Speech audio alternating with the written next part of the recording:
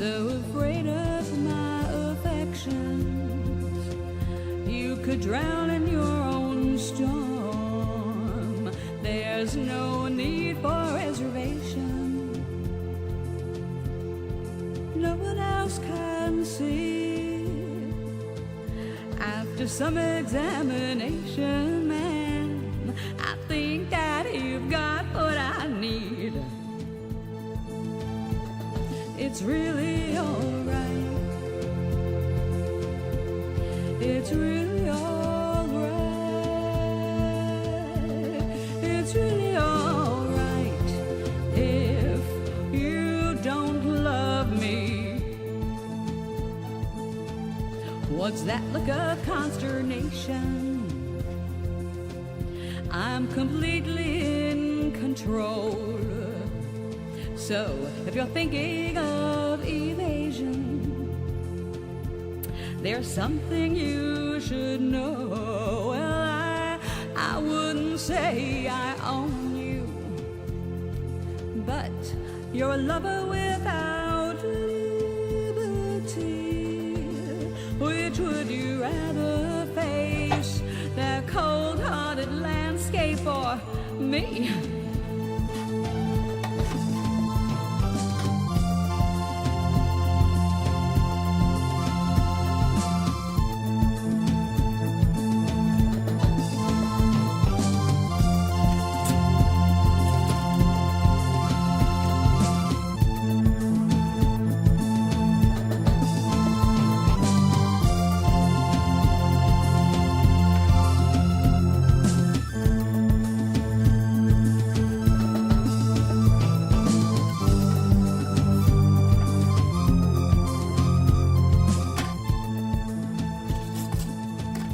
What's that look of consternation? I'm completely in control. So if you're thinking of evasion, there's something you should know. Well, I wouldn't say I own you, but you're a lover without liberty. Which would you rather face, a cold-hearted landscape or me?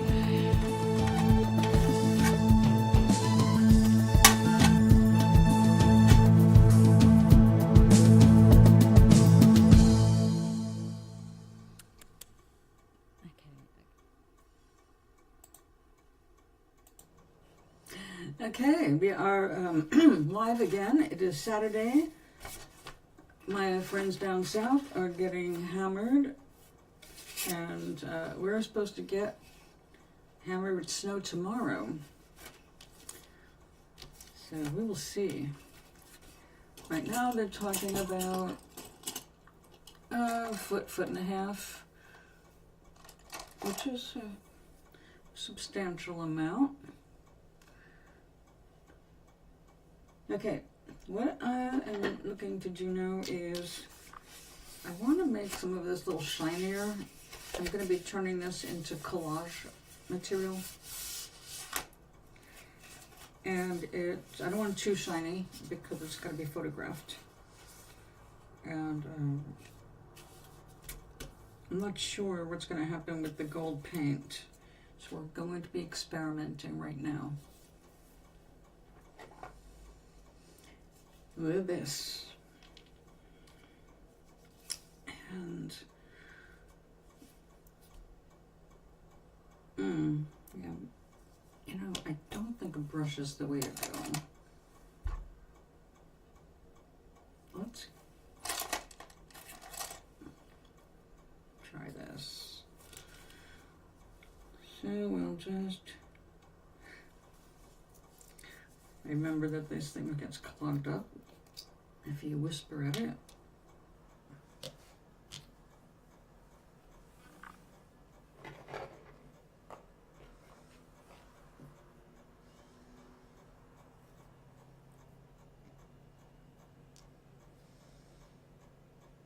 Yep, there it is. Come on. Uh-oh. gonna probably need the pliers to get this out now. Excuse me.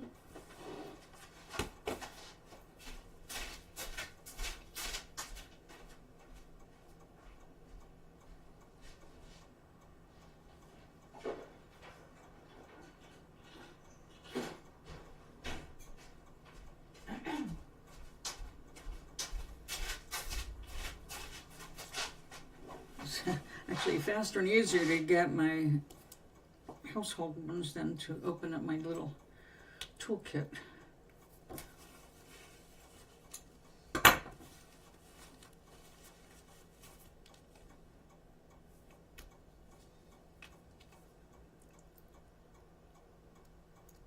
And I know we can do better.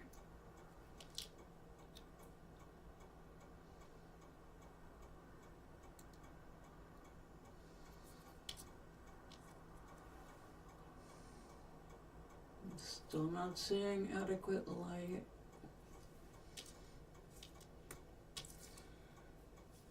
Let's try one more time.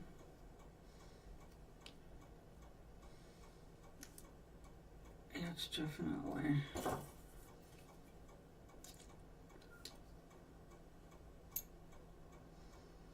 Built up quite a coat inside the tube itself. I need a little rasp. I don't have anything that small. No. I had some really fine diamond tools, but that is not, my finest one is not fine enough to go through that hole.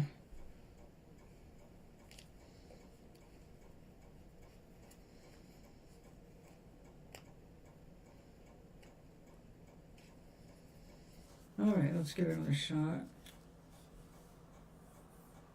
I got air through it, so that should be good. Yay!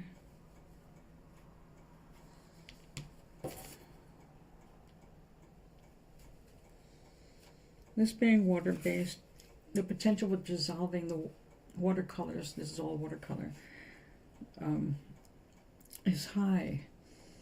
So I get one swipe and we'll see how that works. Right now it looks really pretty. We'll really know better if I cover a little bit more. Let's try a little more.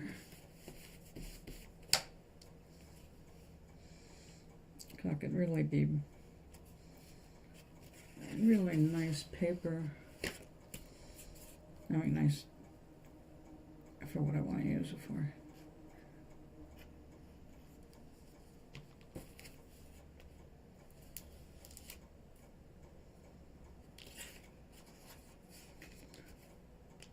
Dare we?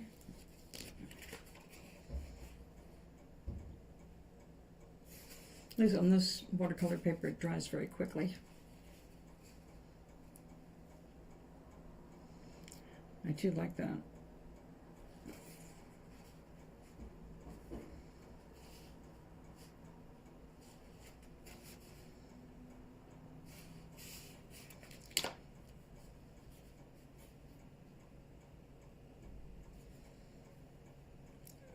Come on.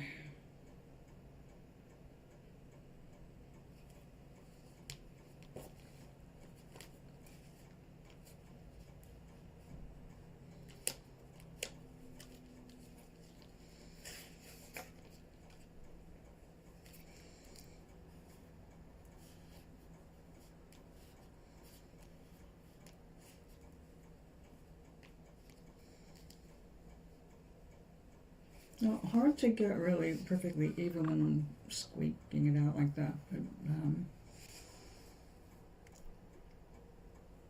overall, I think we got a winner. All right, we'll let this dry. It doesn't look like the gold is turning green. That is one of the problems I've had with acrylic mediums going over gold. Some gold foils, it immediately oxidizes and becomes black instead of gold, which is a lot of fun when you are working on a canvas.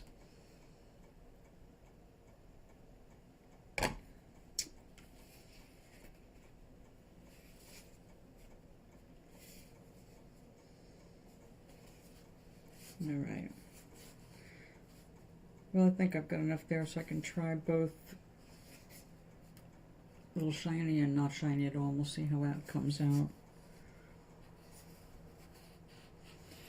I promised my dear friend a plate for her book. We're both working on our trilogies. I really want to make sure I deliver something she's going to love. To make sure she loves it, I need to produce more than one version, so she has a choice. So I want her not to just go, oh, that's great, thank you. I want her to like love it. So it's gotta be cool.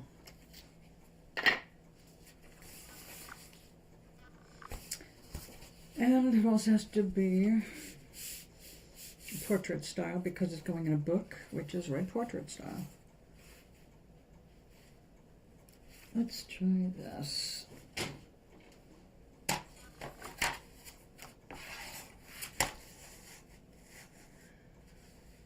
I'd like to do something unusual. So I'm looking at a collage as well as just a painting. And I went and bought some new paper, which I haven't done in a while. This I got at Michael's. And, you know, it's a shame that places like party stores closed. They couldn't compete, I guess. So this is crepe paper. It is a nicer quality than the stuff that we used to get in rolls for like 25 cents or up to $1. And, you know, these streamers, well, those came in like every color in the rainbow. These, though, are made for artists and their projects. One thing, I'm not sure whether this bleeds or not.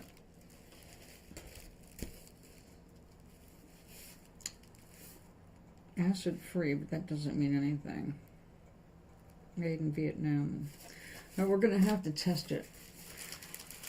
The stuff came in 2 varieties, a packet of different shades of pink, and this one, I got this because it had at least the green in it, and I am making celery. We need plants. So I thought, oh, okay, but it was a choice of 1, basically. And before senior discount of 10%, this thing was $13. $13 for a little packet of paper like this. I just think that's, knowing what it is, yeah. But, again, it comes from another country, it's imported, we're going to pay the cost of that. That can't be helped. So let's see how badly or if it bleeds. And the most likely to bleed, I'm going to say, would be the darkest purple.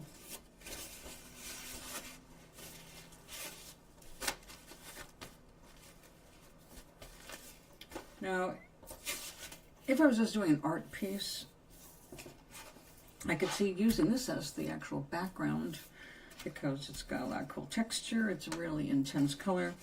But when you're thinking in terms of printing, wait a second, you know what? I can make it as intense as I want. Because if we go with her having a photograph to print, she can take a photograph of my work or scan it and it will be fine. See, the problem with printing is the inks and the cost and the accuracy. And some things they don't do really good color. I don't know. They do a good job on the front cover of the book, but the plates inside sometimes, I think they scrimp a little bit these days. But that would be pretty cool. Especially with this as the bowl. We need a bowl of soup. Or a pot of soup. These colors match.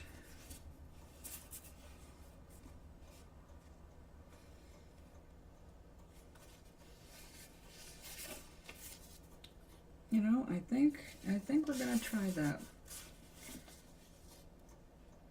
We'll do that as the background.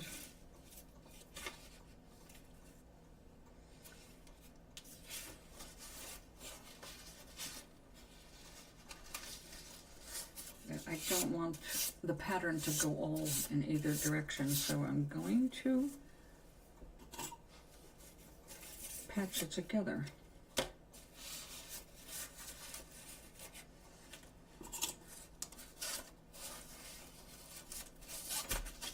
Come on now.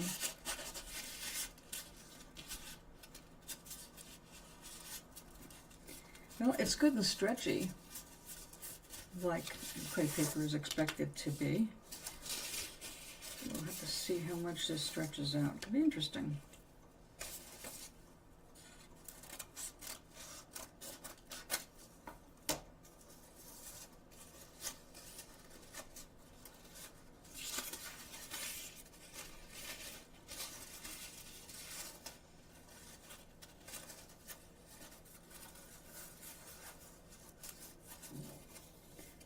Recently, somebody posed a scientific question of why do so many people like to watch their favorite movies or shows over and over again? And that phenomenon has been noticed especially since we've gotten streaming video.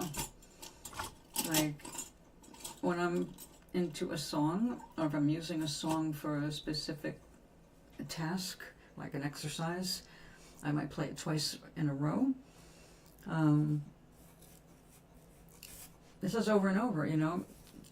If you like it, of course, you know, I don't listen to anything I wouldn't listen to anything I don't like. But it turns out it's like, well, because it's your comfort zone. Oh, duh. Did they have a whole scientific experiment with that? Obviously, when people are highly stressed especially, they're going to cope with by going back to a comfort zone, whatever that is for them.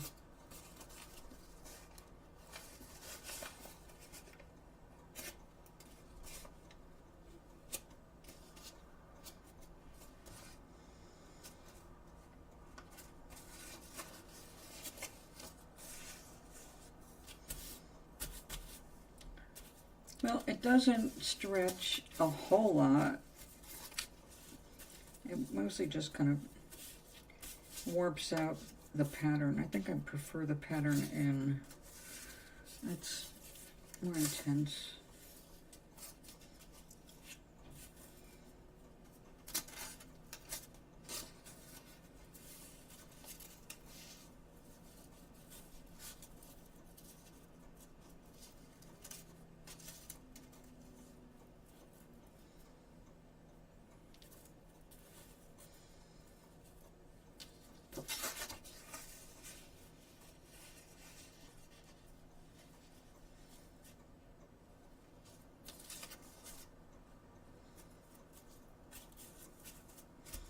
Oh, I guess I need to make them all matched now. I can't make that squashed up again, can I? I should have thought of that.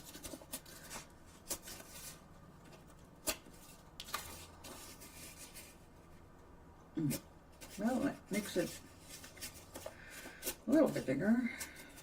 I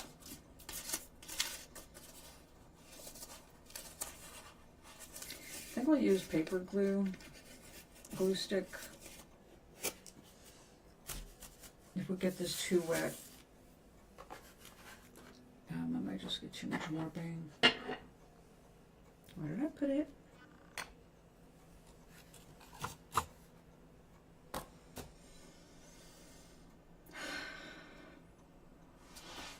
It's on the other desk.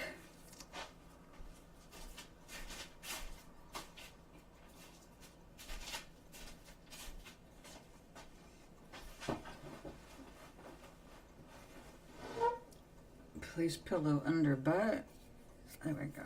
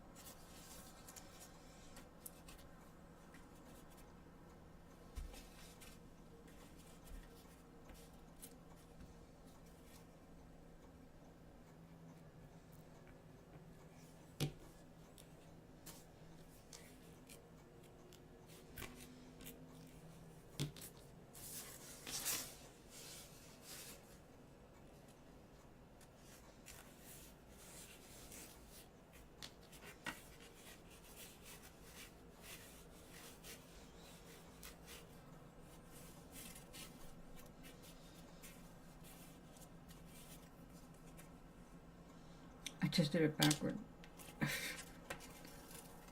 Let's try that again.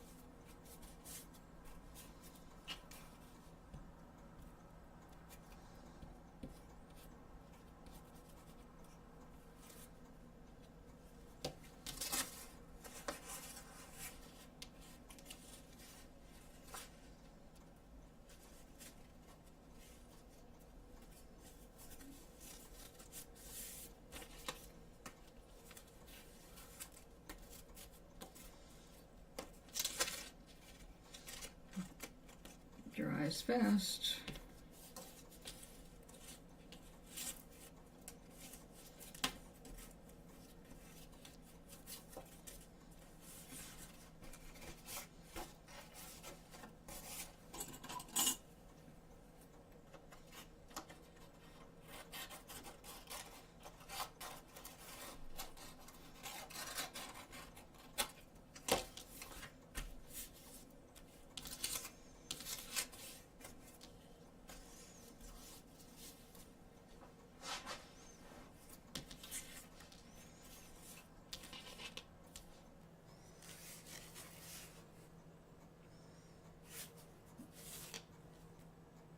No, it still has to go this way. Go to the bottom of the page. Now let's plan for it going that way.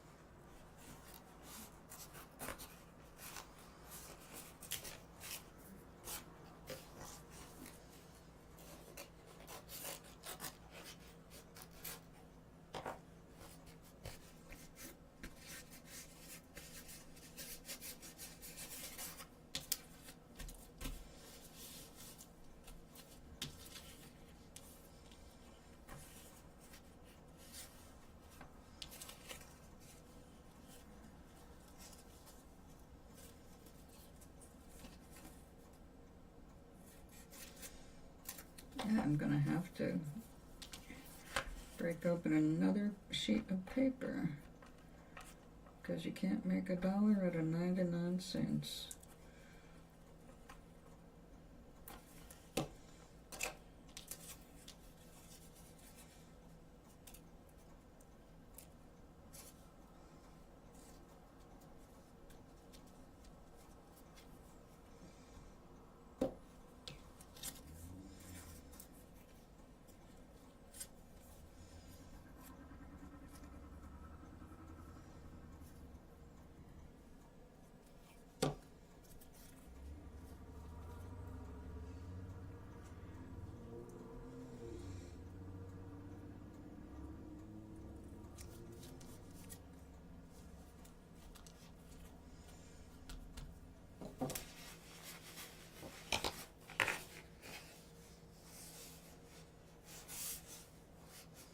Yeah, that's plenty of shine.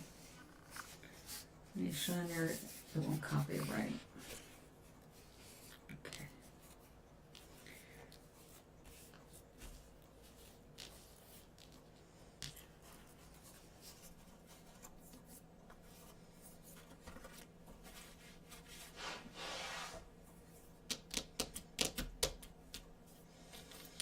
Getting ideas, I'm getting ideas.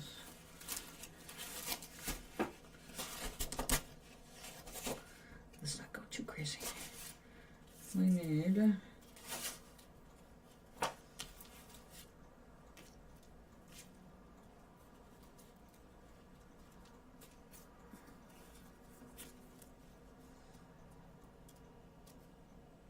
oh, why not? Let's go ahead and do that. Right there.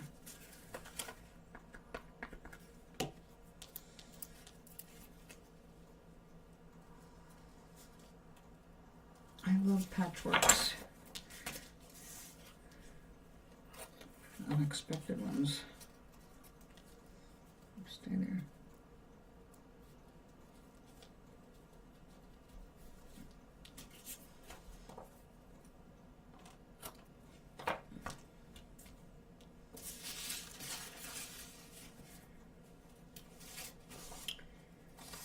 All right, we need a little bit there.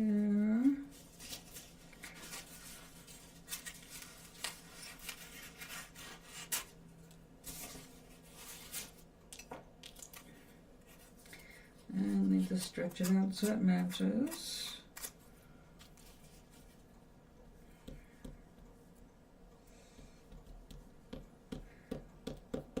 Good thing about this glue is very easily water soluble, so cleanup is not such a hard thing.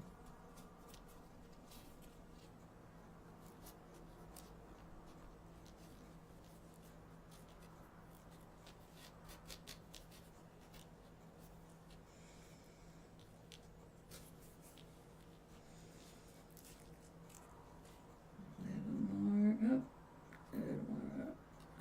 too much.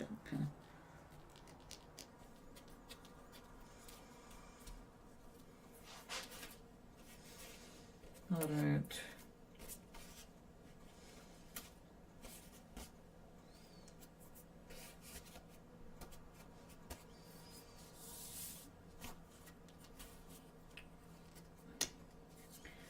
Okay, so I have a wild background.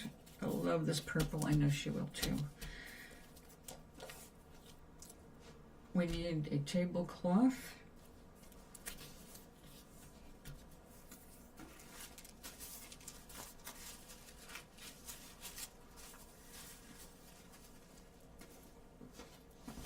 Ooh.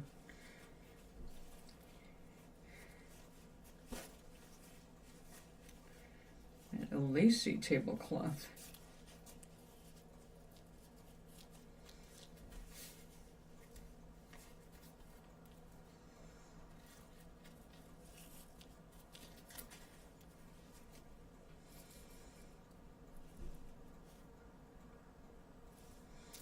I'm going to see what other rice papers I have. It's time to get out the big guns.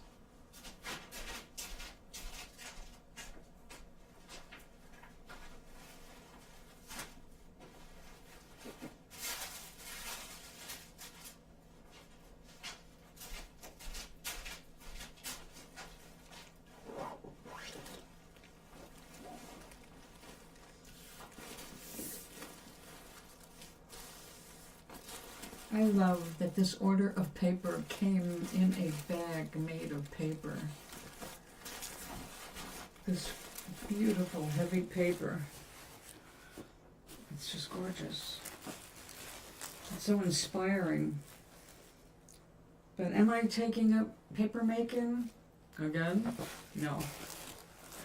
I've already had my paper making days. It's just too much water for me at my new place here.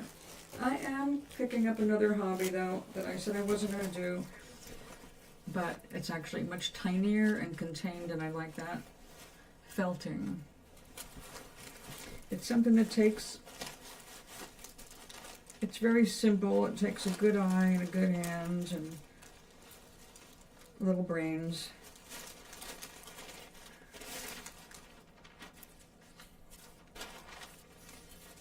But I can do it just sitting around,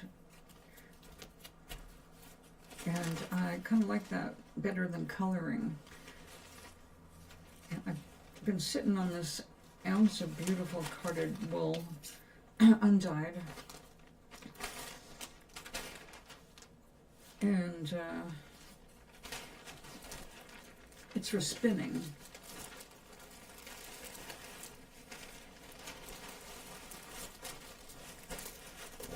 But my skin does not like spinning anymore.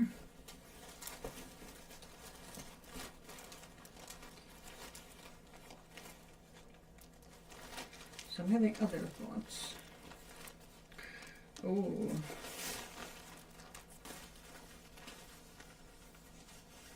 My goodness, that's gorgeous together, isn't it? These colors are like soul colors. I always feel good with these shades.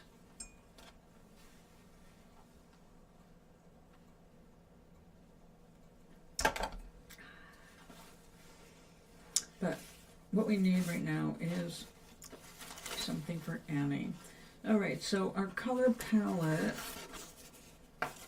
is basically this. We have to have earth colors for the pots, the greens, gray green, and looks like I'm going to have to press this before I go too much further.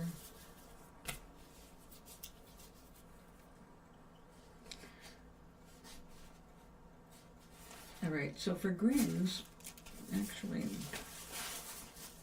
it's like green's actually pretty good. And I'm looking straight at the plant I'm going to imitate, and there's no dark green in it. So we'll just leave that out because it's going to be useful. Also, I like the crinkly texture. And we can put this into the collection now.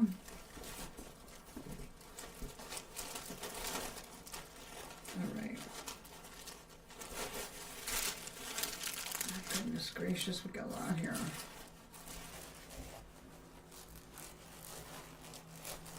That we know, that we know. Oh, we used that for a cat's hat.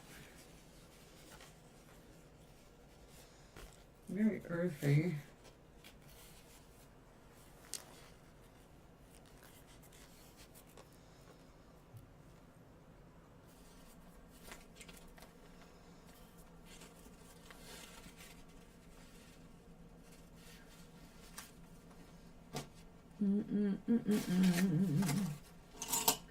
Where is my pencil?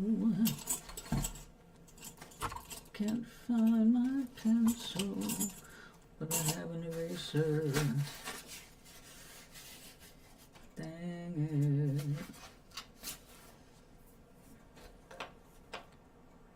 it. Well, all right, we'll leave that out for consideration. And what else do we have here? Where we're doing something else. I don't need those now.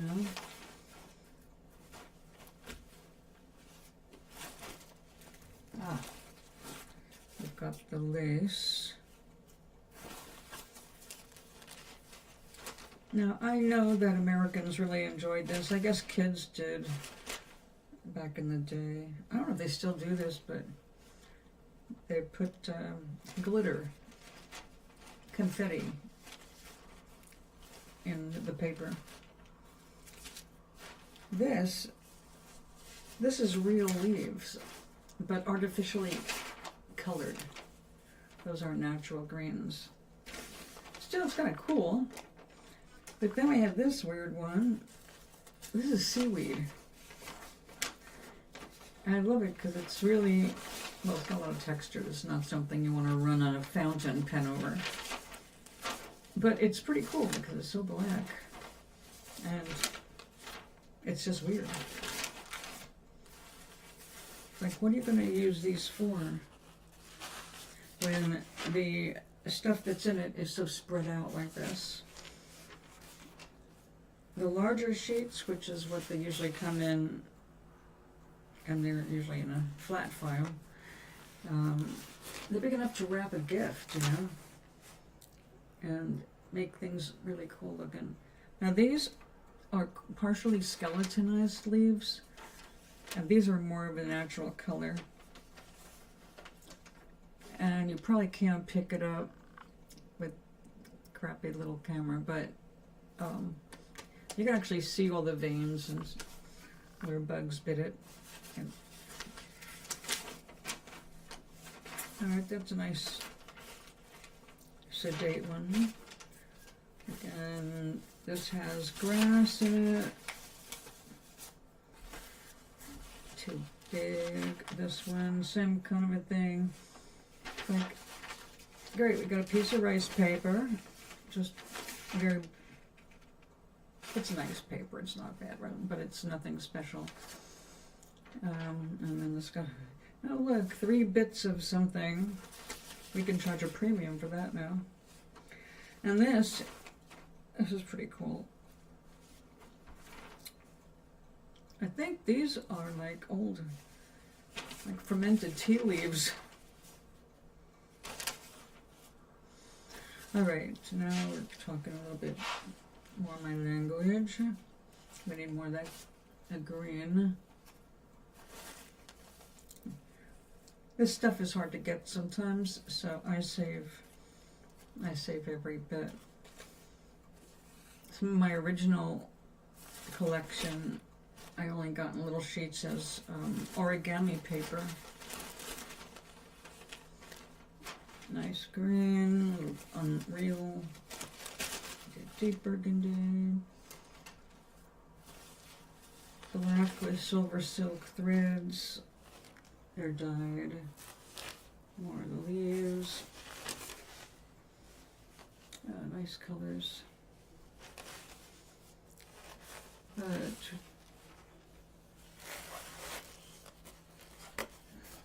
Nope.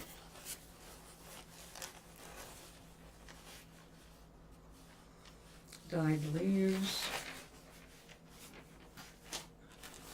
Regular black paper, I could just saved. This is actually a really nice one.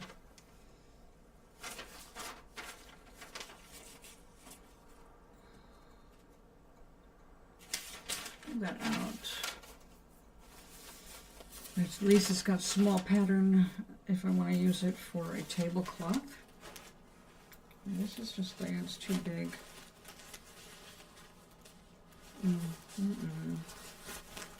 Nice colors though.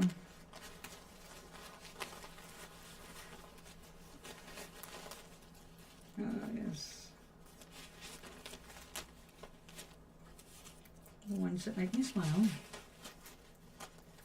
The ones that make me go, yeah.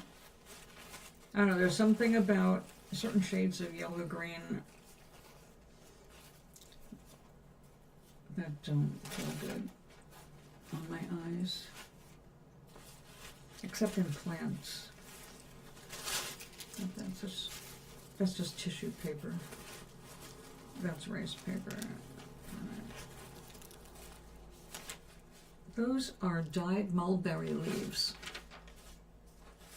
Pink and blue, and a little bit of natural green. No. So I think we'll have to just go with what we've got. Oh, we have the silver on. Oh, we're gonna need flower pots.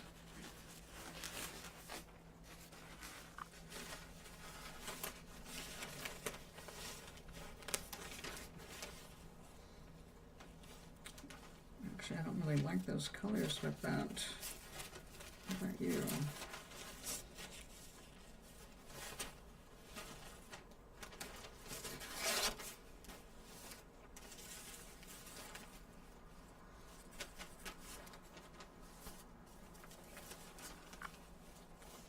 Well, actually, this does go with it.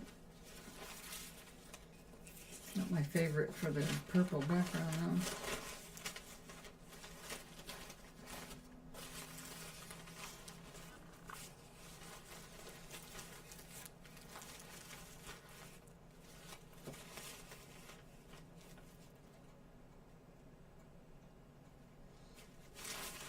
We'll leave you out too.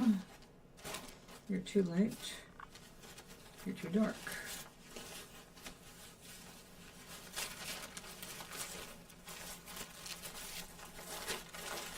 Ah ha ha ha ha. Come hither. That is better for the lace tablecloth. You go back. You stay out. I talk to all my supplies. So I can sit here and just keep babbling.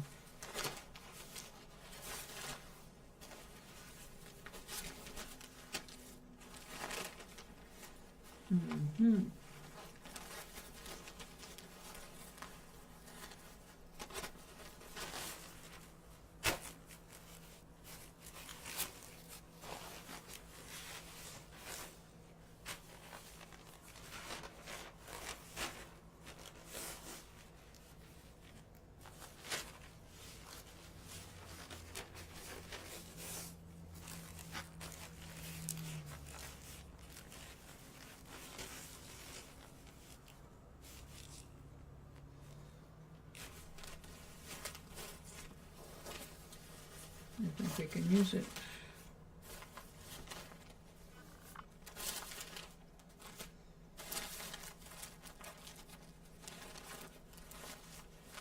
Ah, yes.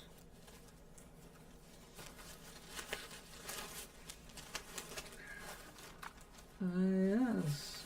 Some of this is origami paper, these little squares, and these are a much nicer quality than these larger sheets. because they were made specifically for people who are really into origami with rice paper. Very thin, but you recognize it by the square shape.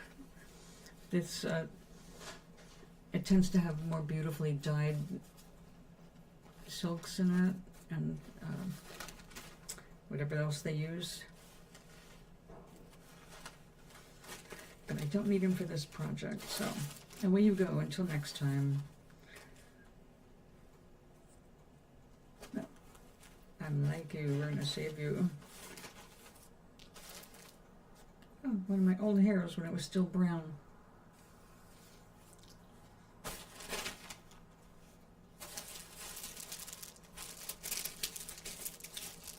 Oh yeah. So I don't need it for this either. Okay.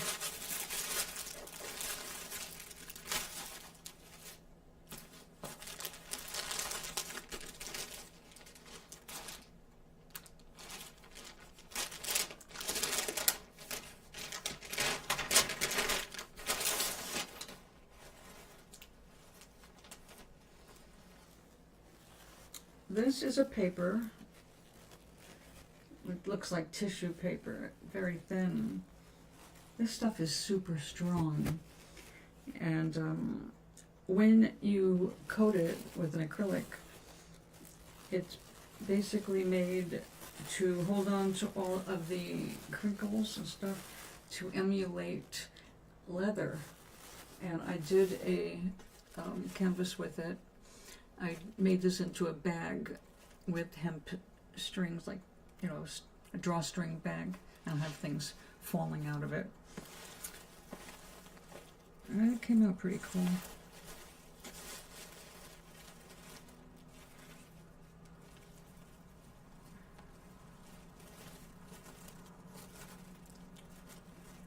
I think I like that. All right, we're gonna take a piece of you out. We don't need much. Just put that.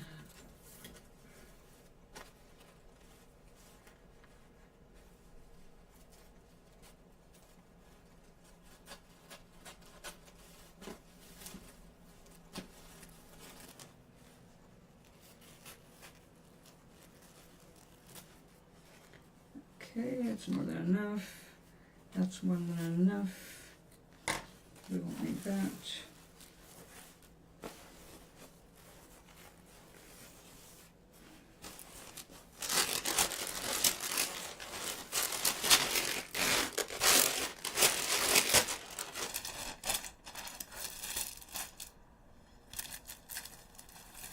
Okay, now I can put all that back in the envelope. We're not even going to need you, I don't think. Let's see.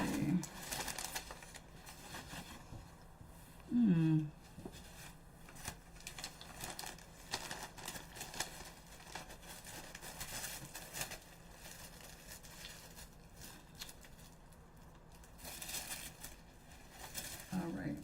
So tissue paper we've got in abundance, and pretty much any color you can think of. I've got some of that.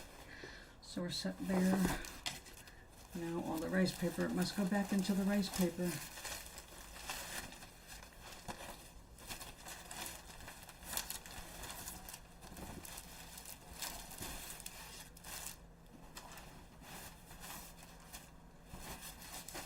And our new rice paper. I mean, paper. Rice paper it is not.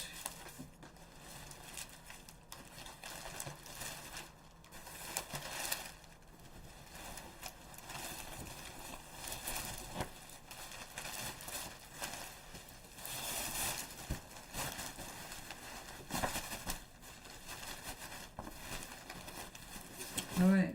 Oh.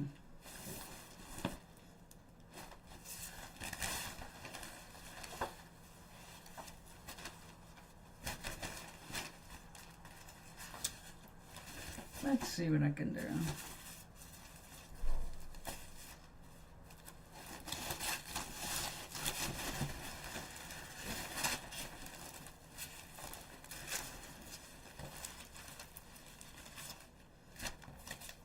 We're not going to need that now.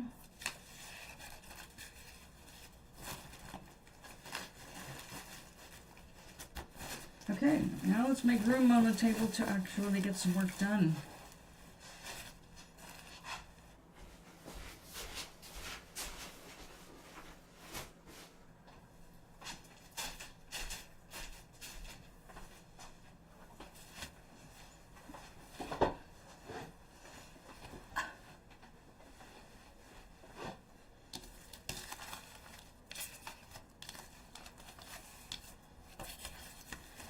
Okay, lots of ideas went through my head as I was handling materials, which is not unusual if you're into playing with paper and glue and everything else.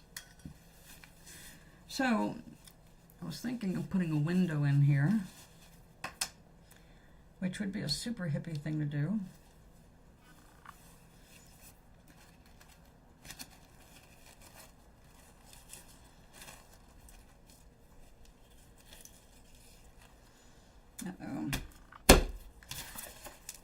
All right, I am gonna have to press this because there's no way I can get other stuff on here right if this isn't flattened and trimmed.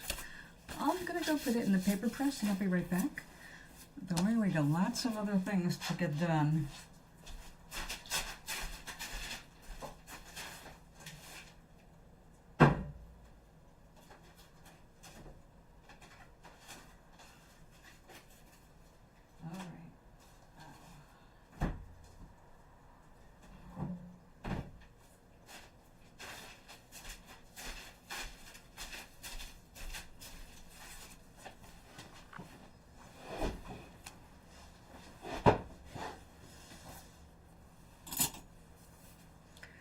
Okay, so after that's flattened, we're going to see about making this into a table with a tablecloth.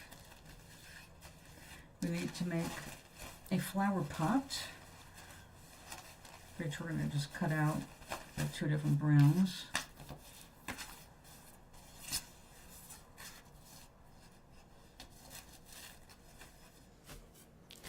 This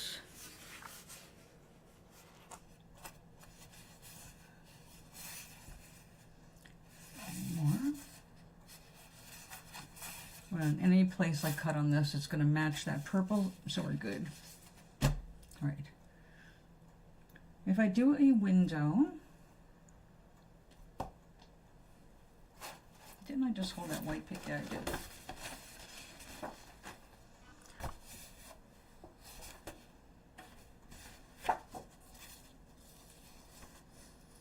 This turned out to be a really useful paper.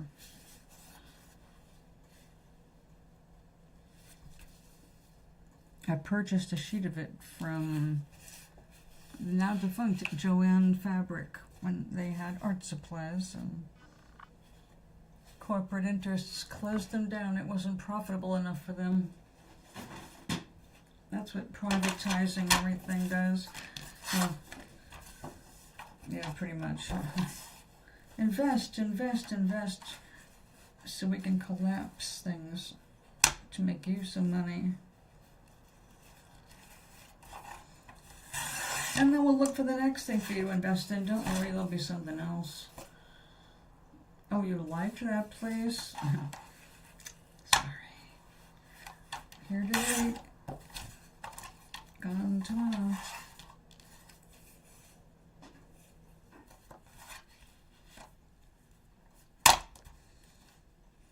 That's a good size.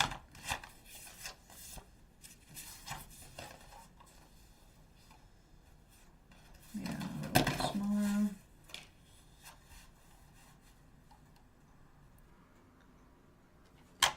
Just, here we go.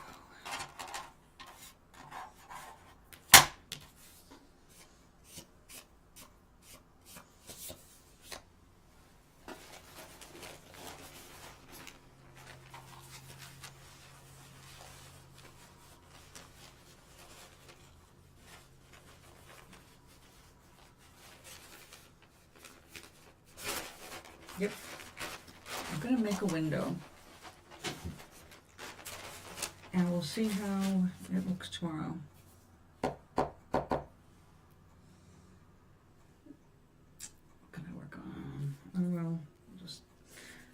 mess on this.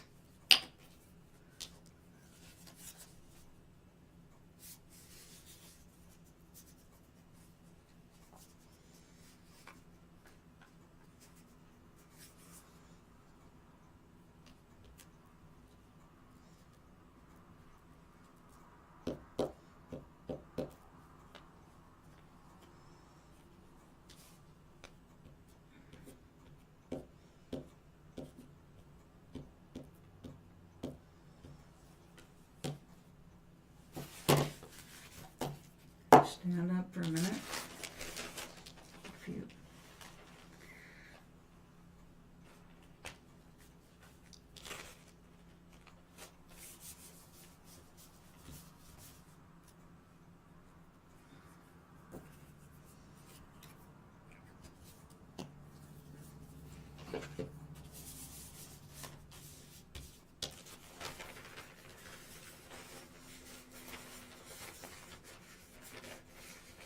Hello.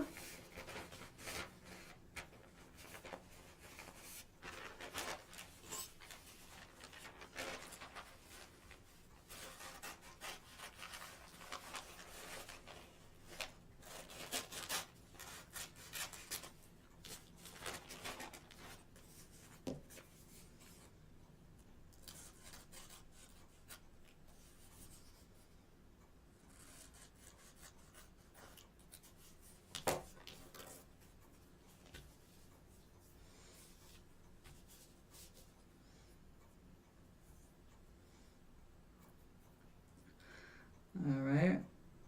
I'll have to wash my hands. Let's face it.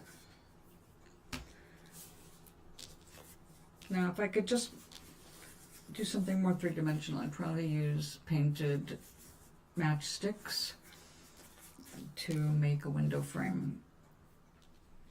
But we're going to have to use something else.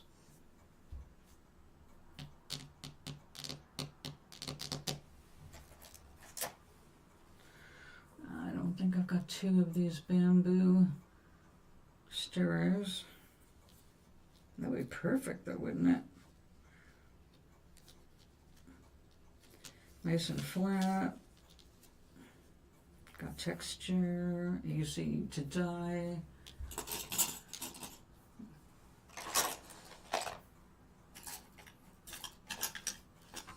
Well, I'm just gonna have to go back to Panera Bread and get a coffee. Oh,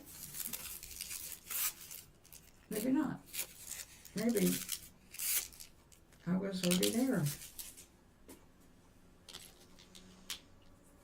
All right, this stuff is really tricky to cut, I think. Well, let's mark it up.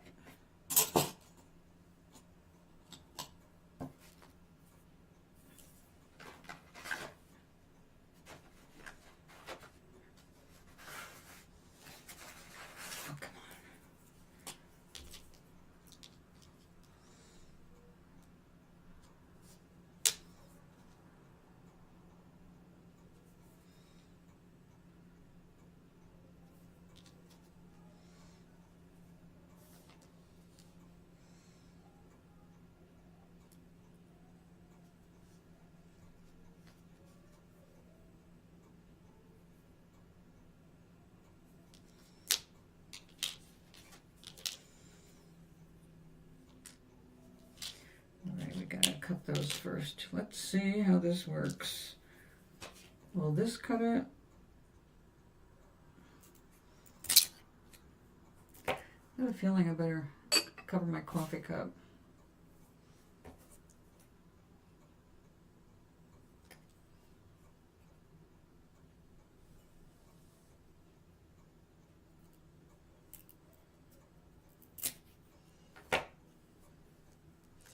Well, it kind of splayed it, but for what I'm doing, that'll be fine.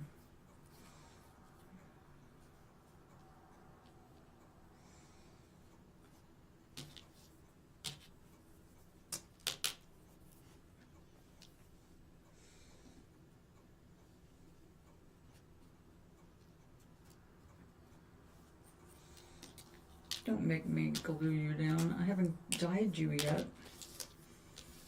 I guess I'm going to have to do that.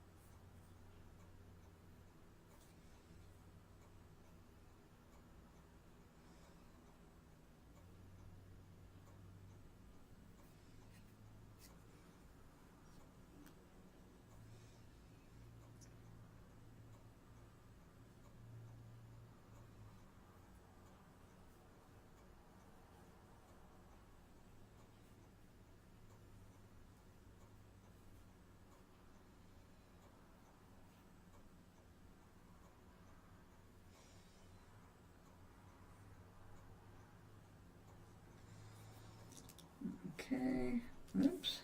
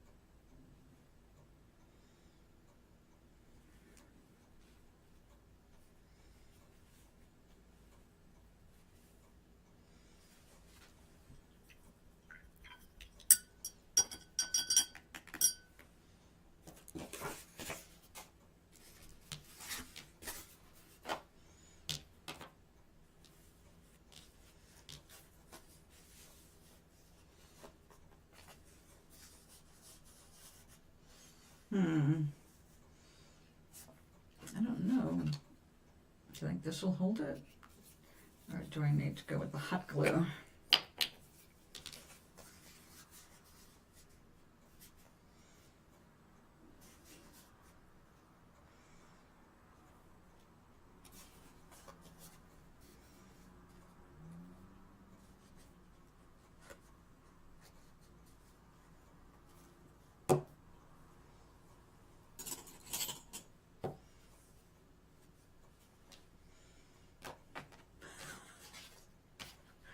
Send this flying across the room.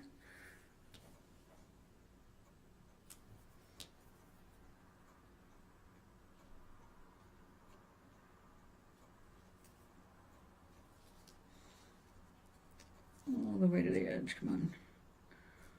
I'm making a pretend window.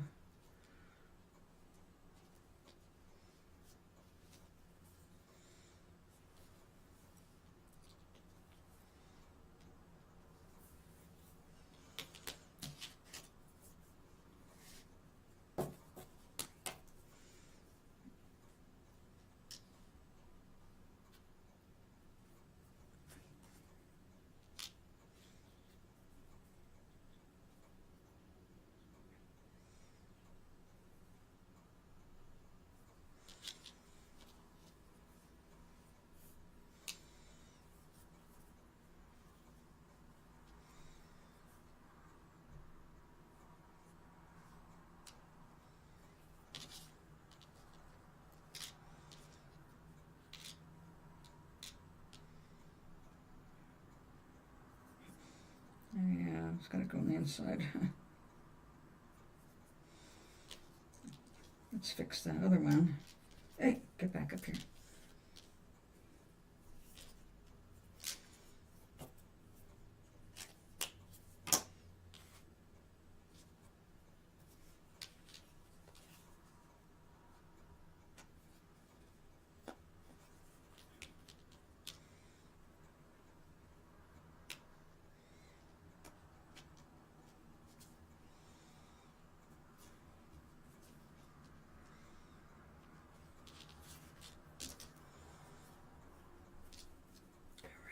We need the smaller one, I'm sure.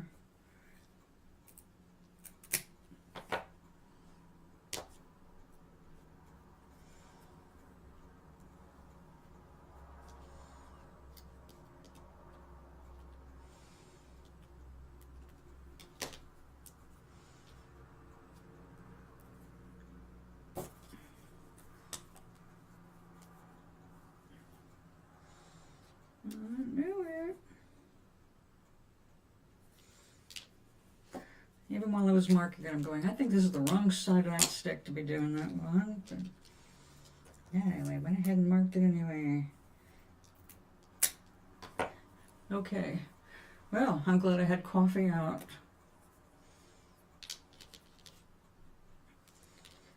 Okay.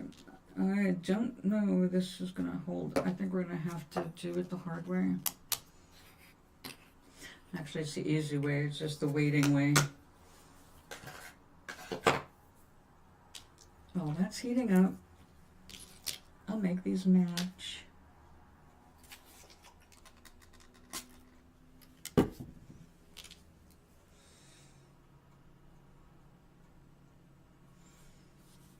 Yep, yeah, definitely.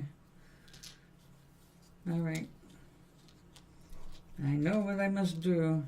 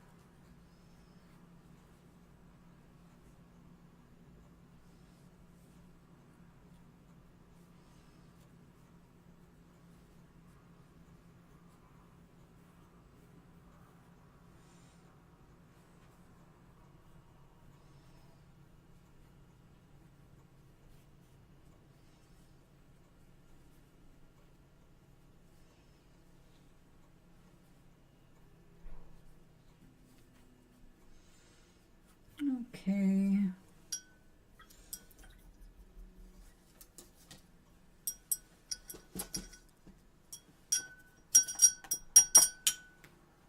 This will take a few minutes.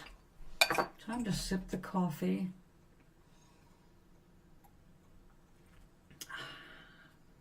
I don't drink it every day, so when I do, it's try to make it an extra good pleasure. Even though I did not turn it into a cappuccino today. I didn't think of it.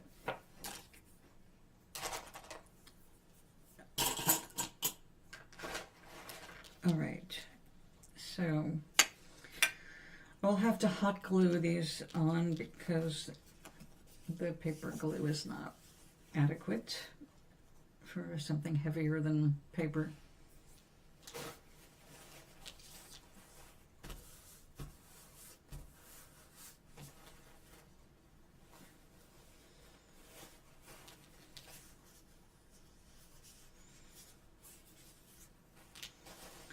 Okay, so let's see where I left off with these. Yes. Okay. This,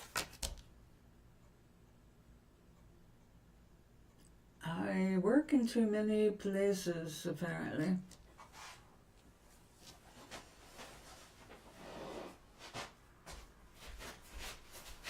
Oh, pencil. There you are.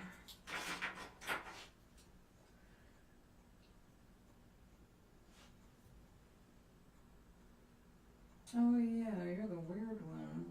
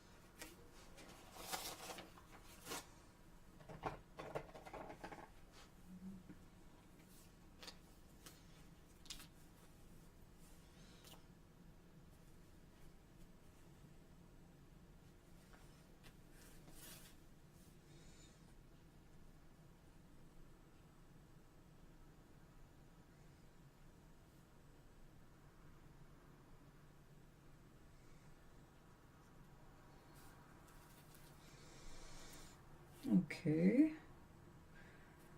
When that dries, I can write my little note. I thought maybe we can do that now.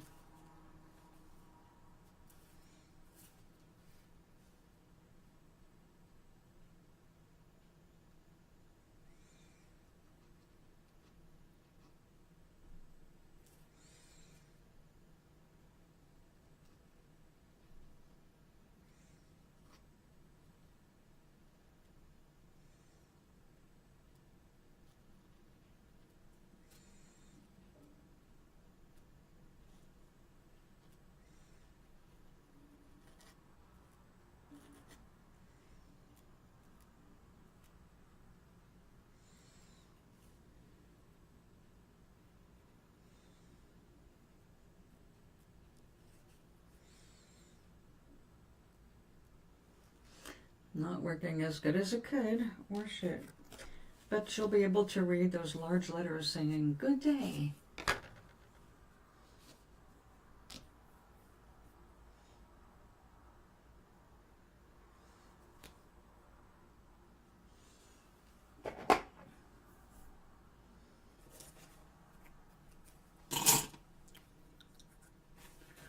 How are we doing here? It's not quite ready, but it's warming up. A drop finally fell from the nozzle, but it's not quite hot enough. It left a trail it's still holding on to.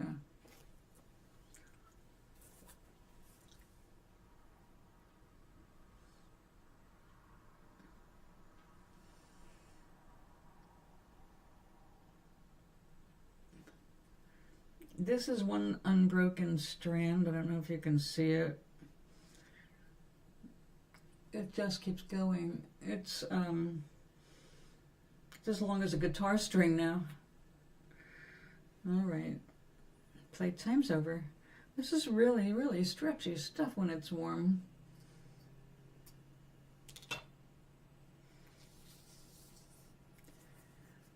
Okay. Come here, we need to clean.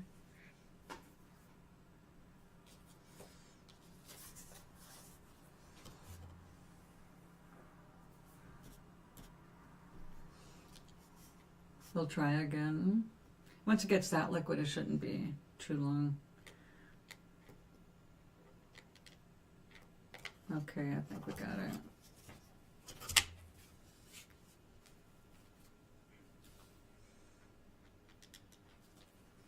Maybe not.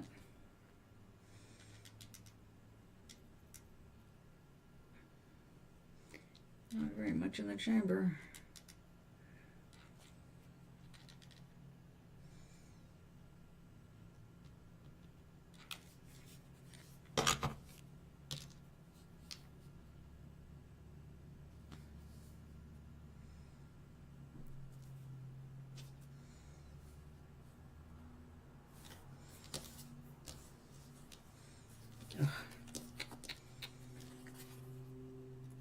Come on, you little bitch.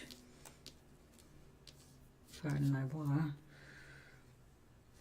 Come on. Nope. Am I gonna have to hang a curtain from you?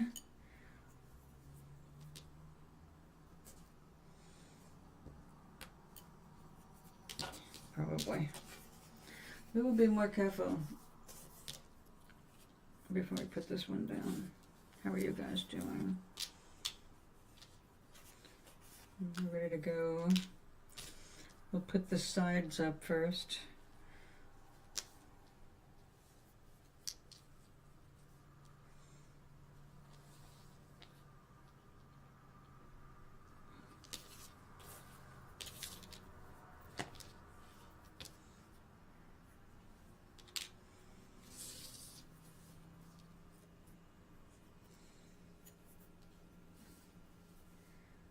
We can't have any of this sticking out.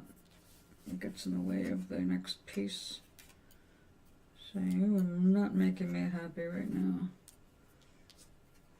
This, not you. Yeah, you're gonna have to become a windowsill, aren't you? Let's get this off. We will start afresh. That was unfortunately easy to get off.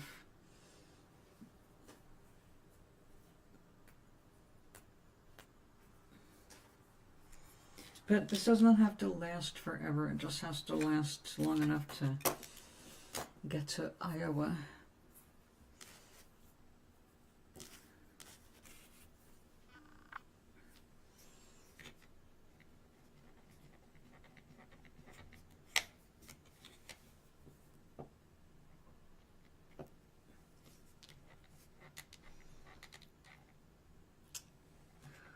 Well, it is just taking its ever-living time today. All right, well, we know where we're going with this. We're making a frame. We've got blue rice paper over textured white paper to really show up the color, because it's going to go against that bright purple. And that's going to be a little window. Well, if I'm making plants and soup, we need some light coming in from the window, right? Now, what can I use? No, we'll do curtains. Curtains that match the tablecloth.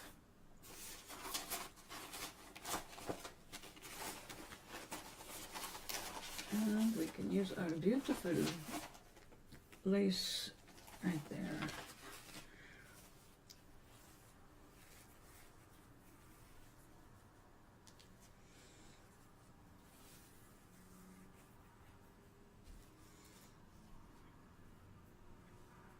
But before I handle any of this fine stuff, I'll have to wash my hands because I still have some glue going on. So I will say that BRB, washing hands. Just, you know, I'm not taking off.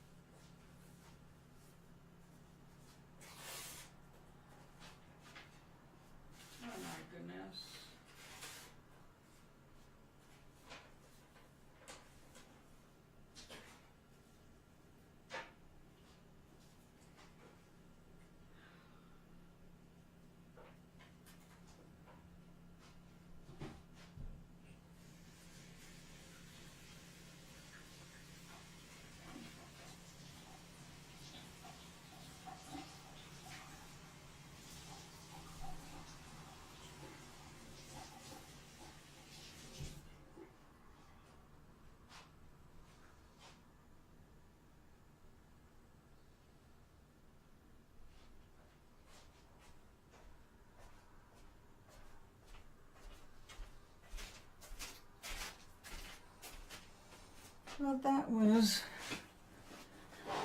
a surprise.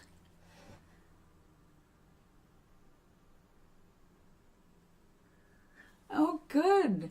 Yes, one of the people in the building and I were talking about that, like when you've been sick for a while and suddenly you're able to eat, it's like your body is a hollow shell that you need to fill. And it could take a few days of glomming food, but the point is getting the right nutrients to answer the call. So be careful what you're eating, and then it'll nourish you faster. But I'm glad you're doing better.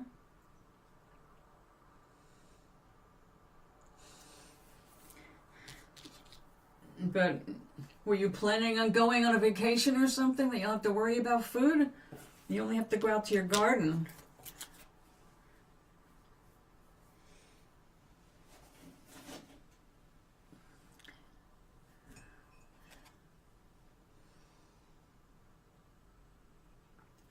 After I went that 3 weeks without eating because of COVID, when I finally was able to eat after 6 weeks, it was like vacuuming up. I just couldn't get enough. I was like listening to my body and saying, okay, what do you want? I'll give you whatever you want. Tell me what you want. And at that time, actually, it was baked potatoes and salads. I think that was what I was craving the most.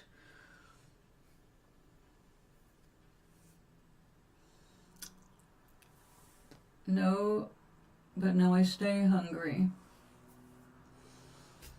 You haven't been eating right for how long?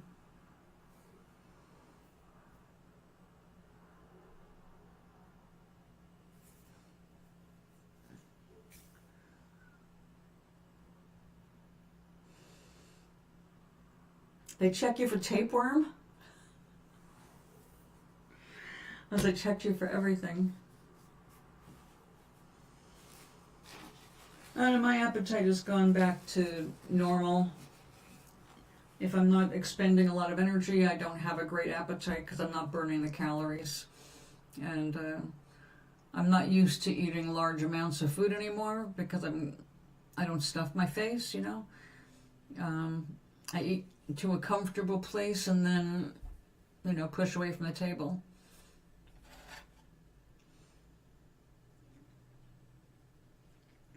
But I can kill my hunger really fast. That's what I'm saying. You're just getting back to normal. That's good.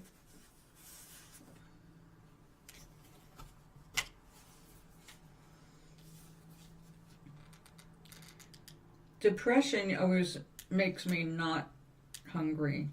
Anxiety makes me lose my appetite for sure. So I have to be careful not to let anxiety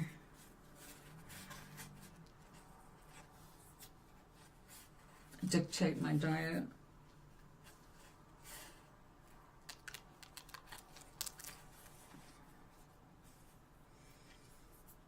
Okay, there we go. Nope, this doesn't want to stick. No. Okay. That's strange as hell. I've not had this happen before. The glue is working, it's sticking to other things. It's not sticking to the bamboo. Oh yeah.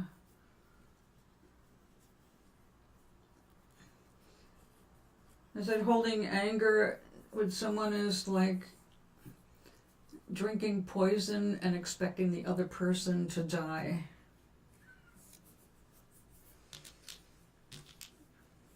It is normal and natural and healthy to get angry or upset, you know, about things. But if you stay in those reactions, you create momentum, which then takes away energy from your body and your entire life, right? Because if you can't let go of things, then they stay in your head. But the brain is also programmed to get your ass out of bed, and it'll take any opportunity to piss you off, agitate you, get you out of bed. So if you're laying in bed and your mind starts wandering to crappy times or experiences, things I should have said, things I should have done, things I did and I regret, blah, blah, blah, blah, blah, past. That's all the brain has in it, is past. We have to consciously choose to think about the future, about the now. The brain automatic default is past. I think most people do, Maui. You know, look, I did not start coming around until I had that heart thing happen. And that was, well, there's no way I can prove it. Stress-induced cardiomyopathy put me in the hospital for 12 days, put me on blood thinners for 6 months. Boy, is that a pain in the ass. You got to monitor your diet with that. You've got to call the clinic every day. They got to come over every week and take your blood test and blah, blah, blah, blah. It sucks. And you got to be careful not to bump into things or you could start bleeding. So, yeah, all that, it took me having to stay in bed and rest for 6 months to go, who's suffering here? You know, why am I holding on to the past? And that was the day I stopped crying. I said, why am I crying? He's 3,000 miles away trying to forget about me. You don't want to remember who you did wrong, so you're trying to forget it, right? And I know him, so of course he's all about forgetting. I woke up that day, and that's when I started writing the second Namaris story. And that's when I knew I was going to be fine. But the brain is made in such a way to hold on to the past. It's all you got. So it's up to the conscious spirit to say, I recognize you, your brain shit. I'm not going to fall for that.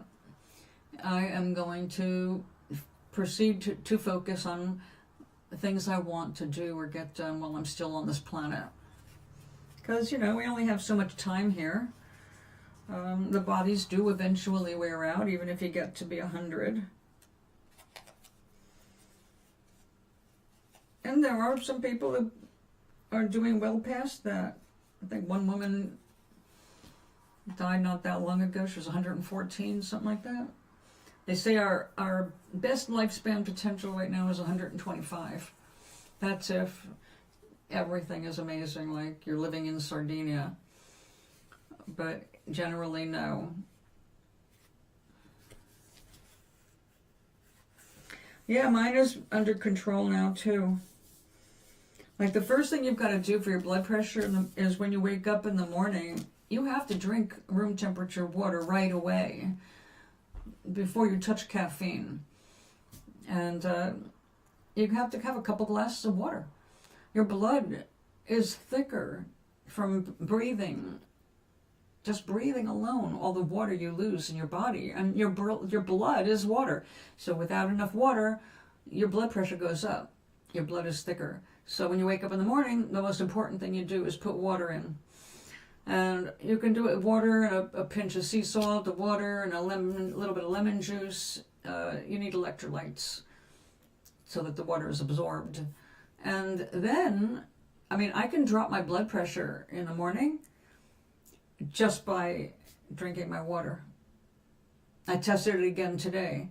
So I wake up and it's 129, 128 over 83. And then I have a glass of water. Half an hour later, it's down 1. Have another glass of water. I'm down. I got down to 129 over 80 or 127 over 80 before I took any kind of medications. So yes, water is really clean out all that stuff that was there overnight. But yeah, we're mostly water. You got to keep that water up. And I think that just the action of doing that helps you let go of the night and the momentum that you may have carried, in the negative.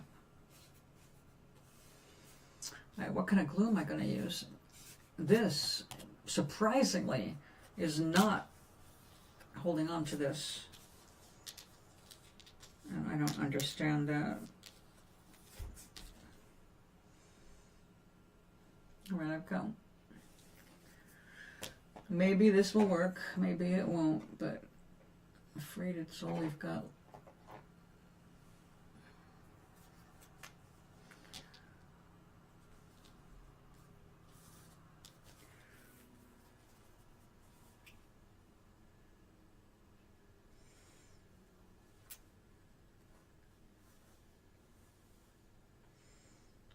Yeah, I'm gonna have to clear this nozzle again. Hold-ups, hold-ups.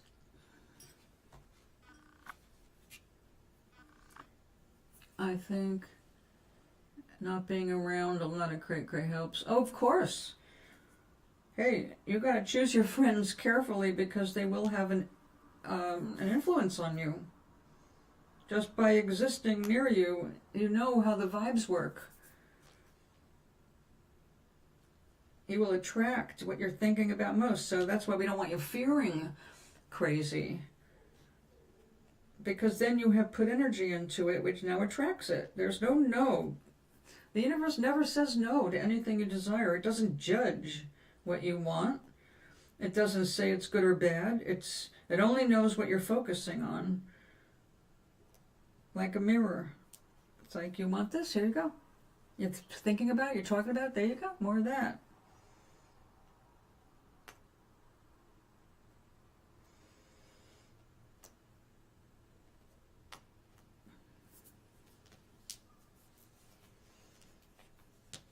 One of my friends is making discoveries about herself and her ability to make better choices in the moment. Her guidance is improving, which of course makes me really happy. Because she's been through therapy and she wanted to get back into therapy and she got a really bad therapist. And it's like, oh honey, you got to dump that sucker and you need a better therapist. That's bottom line. But she told me about a really heavy duty set of circumstances that she's dealing with a friend dying and all this, not yet dead but dying. And those are hard things to deal with in this life. I mean, that's how it is. If you care about someone when they're dying, you will be affected. Just, it's hard to prepare in advance, no matter what you think.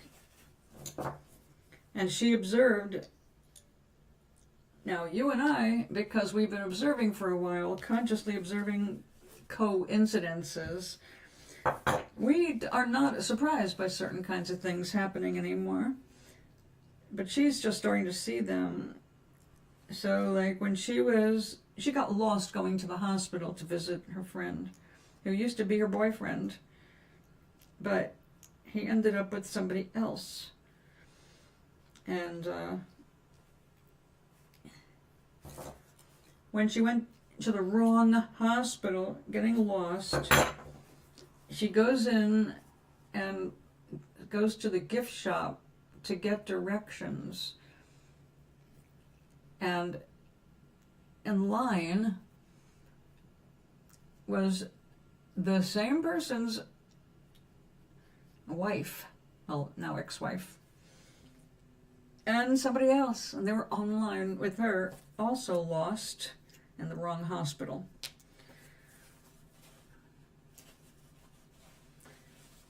And of course she was like, okay, why? How did this happen? Why did this happen? So it's obvious.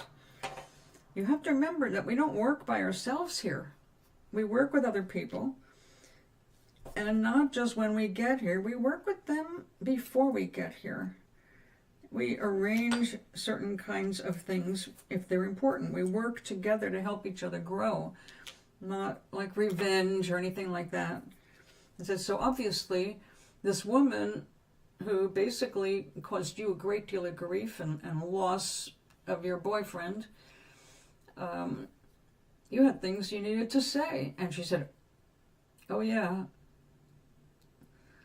So she was given this opportunity to deal with something from the past that had not been accessible before.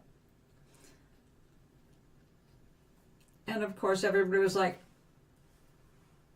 what do you do? Oh my God, what a coincidence. Because nobody conferred on when they were going to go to the hospital. Nobody said, we're all going on this day or this time. And the hospital is over an hour away from here. So, yes, this is how the world works. We work together. That's why anybody you meet up with and you have an impactful emotional response or involvement with, they are, I know people like to use the word karma. It's not a really good word, but that just shows that on the other side, that is the larger part of us that's not visible or on the third dimension, on this plane, you have already conferred. You already knew that there were certain things you wanted to work through or try or experiment with, and you got the cooperation of your friends on the other side. And they're here now, embodied like you are, and helping you play out these different adventures. And the thing is that when there is something like that important, you don't have to know what it is, because it never is what you think it is. It's not what you think it is on this planet or this sphere. You're not even going to know what your cray-cray relationships were about until you croak. And you talk with them and you find out, oh, it wasn't just for you. It was also for them. It's never just about one thing or one person. But we're all together and we're all friends on the other side, believe it or not. Even the cray-cray ones. Even the dangerous ones. Even the ones that hurt you. It's all not part of a master plan. It is part of the plan that has been involving you people. You beings of light who are temporarily manifested as a three-dimensional object with a difficult to work with human brain. I prefer my sanity as well. But what happens is when you start to recognize what feels good and what feels bad, and you make a determination that I want to feel good. I know I can't feel good every single moment of every single day, but I think I can do better than I'm doing. And when you've decided that,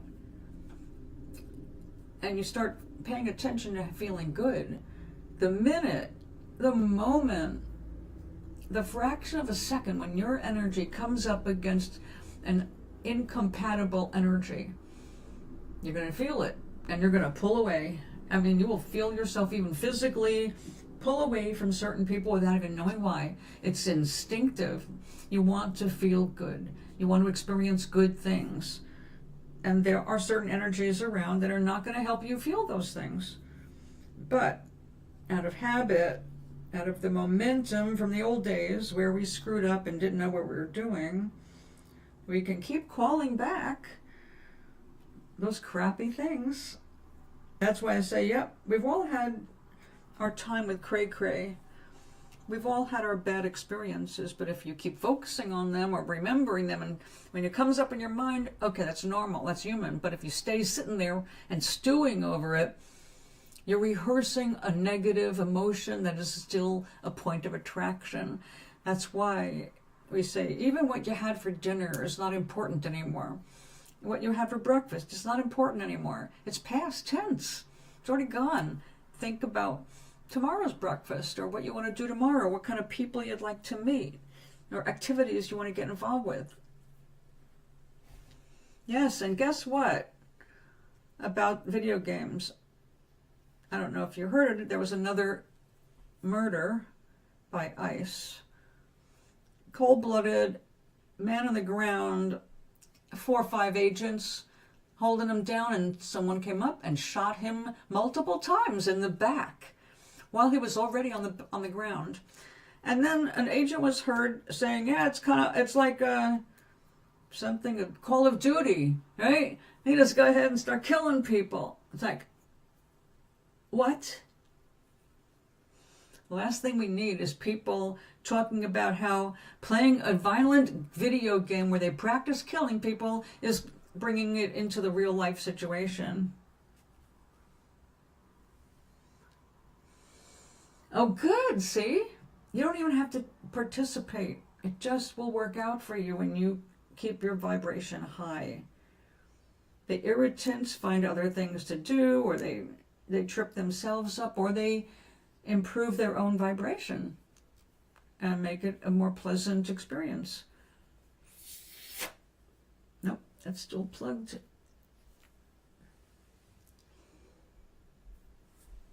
As I said, you don't want to have to, and you don't have to go out of your way to avoid people, because when your vibration is higher than theirs, you automatically are like polar opposites, like two of the wrong ends of magnets trying to get together. It won't work. But if you're both pissed off, it doesn't matter what you're pissed off about. The pissed off vibe, you can be pissed off about, I don't know, anything, and somebody else can be pissed off about their anything, but that vibration level is also magnetic, and you will attract people who are feeling those kinds of feelings. That's why it behooves each of us to focus on how we feel and how we want to feel. Direct our thoughts intentionally. All right, please work this time.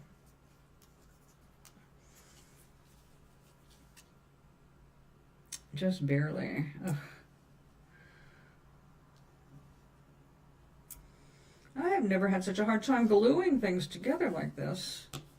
In fact, this is usually the fun, easy part.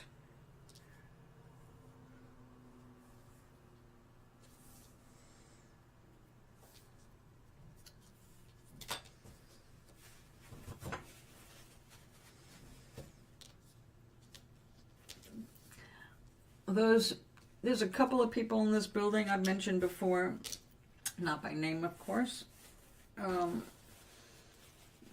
Personalities that are very abrasive. And obviously, I don't like being around people like that. Nobody does. But I don't complain about them, because if you start complaining about them, and they're not right in your face, what are you doing? You're attracting them. And once you learn that, it's like, well, if somebody, one of those irritating people go through my mind, I don't fixate on it. I don't stop and go, oh yeah, I hope I don't run into them today. That's like guaranteeing you will. I just go, oh yeah, and I let them flit through my mind and move on. So I'm not bothered. Matter of fact, they have both gone out of their way to say hello to me now and smile. It's like, all right. I will stay on my high-flying desk, and it's up to you to get on yours.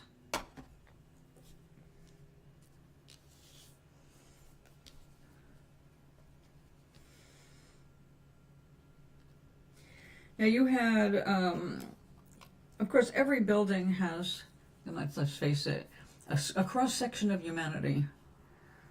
And that's going to include alcoholics, drug addicts, people who fight, people who are energy vampires. I mean, you're going to get a cross-section of society. What you're less likely to find in a situation like ours is somebody who's wealthy in one of our buildings. Because honestly, anybody with wealth would want better than what we have.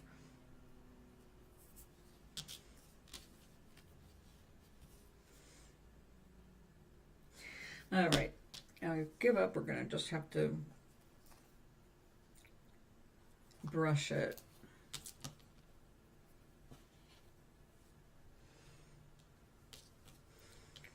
Spend my day cleaning these old nozzles. It's not worth it. Let me just take you off all together. And although this is risking this brush,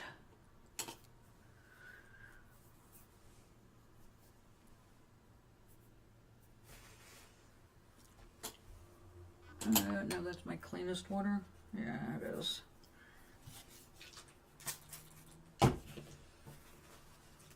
Purified water, because I've got to put this in here.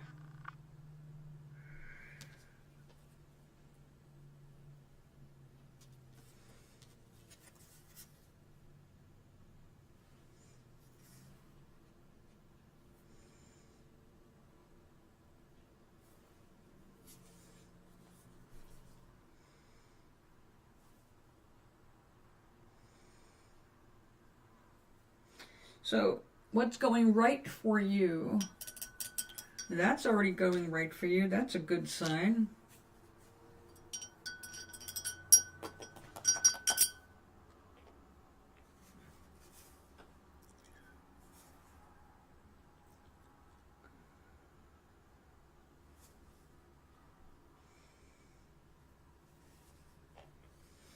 This little time to set up, I hope.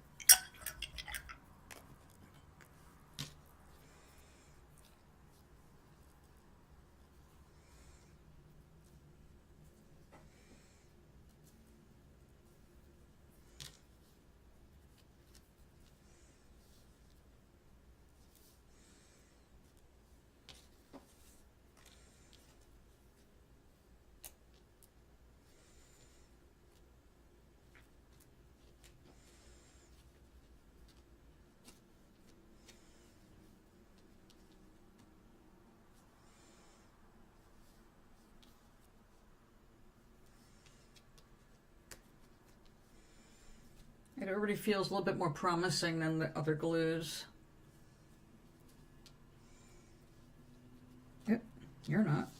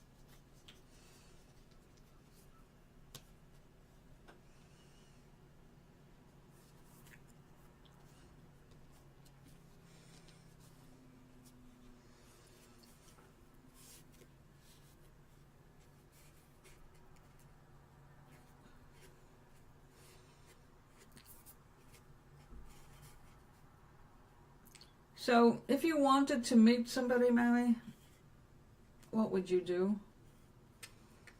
You want to meet someone who's not crazy. Or less likely, you never know. Somebody less likely to be crazy, what would you do?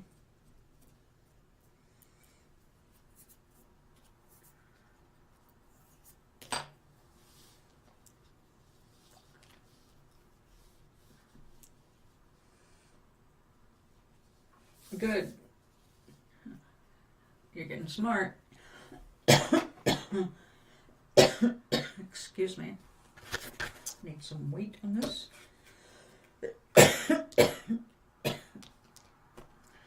And some weight on this.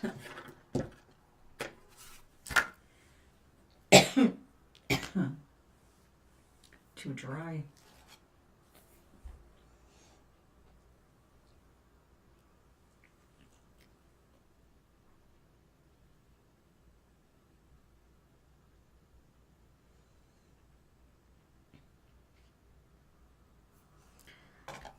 Now, never invite trouble in. What do they say? The devil can't bother you unless you invite it across your doorstep.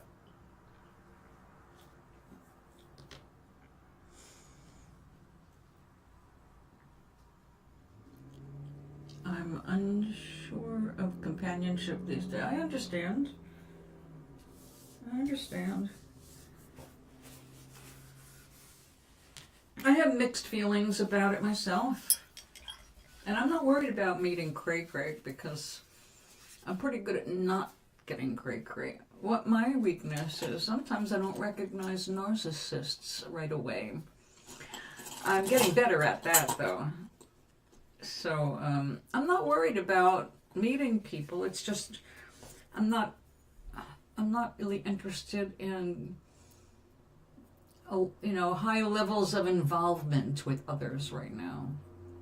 I have, everything I do that's really creative is very solitary. Writing a book, I don't chat with people while I'm writing. Matter of fact, I cut everything out so I can write in peace.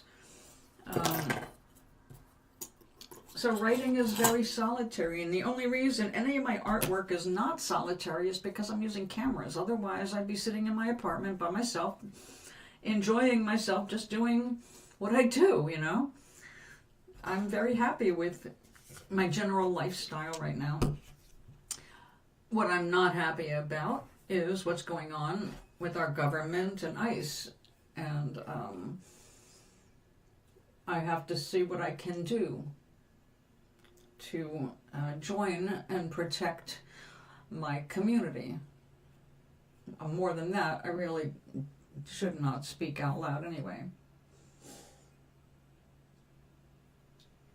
Oh, this coffee is so good. I hate that I have to say goodbye. Goodbye. It's the last few sips. Now, I play Scrabble online in two different Scrabble games. And one's Words with Friends. And the only person I play on that is Rich. And I've got 3 people. I play Mr. Gary, my old landlady in Pennsylvania, and my old friend in California. And we play a whole bunch of games in the regular Scrabble game. So that's a communication that we don't even talk, we just play. But, someone's there. Sim City, I'm the president of a stupid club. But for one thing, my Kindle does not always cooperate with me. They made the game so heavy. It really does not enjoy being used on a Kindle. It's slower on the Kindle.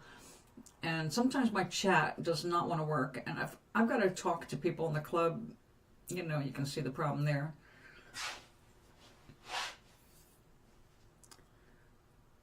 Yes, exactly. Well, they're inciting a lot of cray-cray, definitely.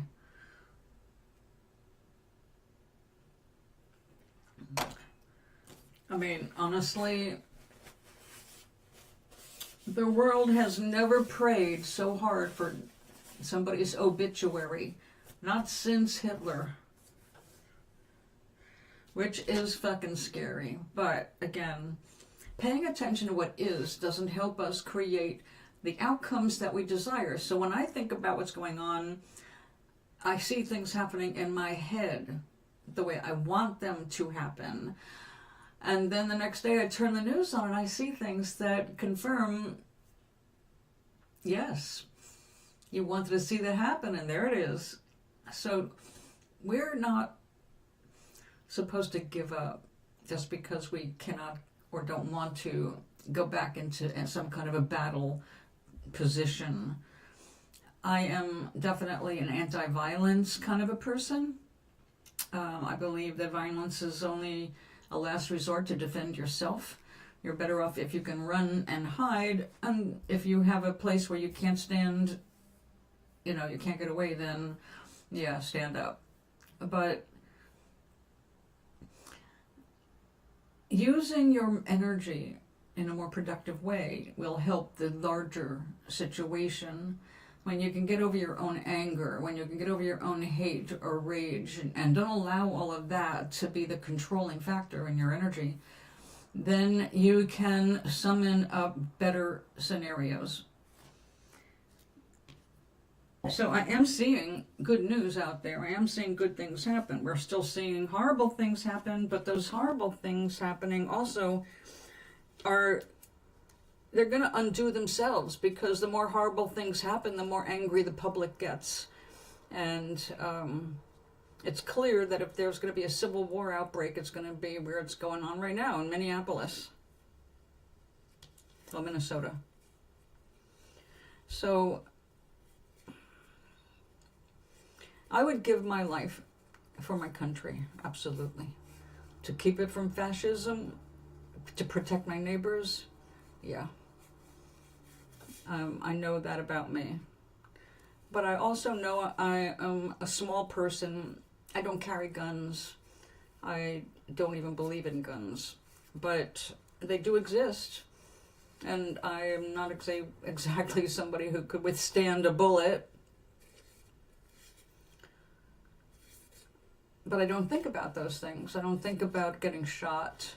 I think about, all right, well, how can we band together? How can we change this? How can we fool those? You know, how can we escape that? I'm looking for solutions. And if you stay solution-oriented, no matter what the situation, you're more likely to come up with, well, matching energy. There's a lot of people out there. There's millions of people that feel the way we do, but they are not letting themselves fall to their anger. They're going, all right, I'm going to take this rage and I'm going to use it to power me through whatever it is I'm going to do next. So, evil will not win. Evil will not win. And I feel so confident that evil won't win that I'm not losing sleep over it right now. I hope I never have to.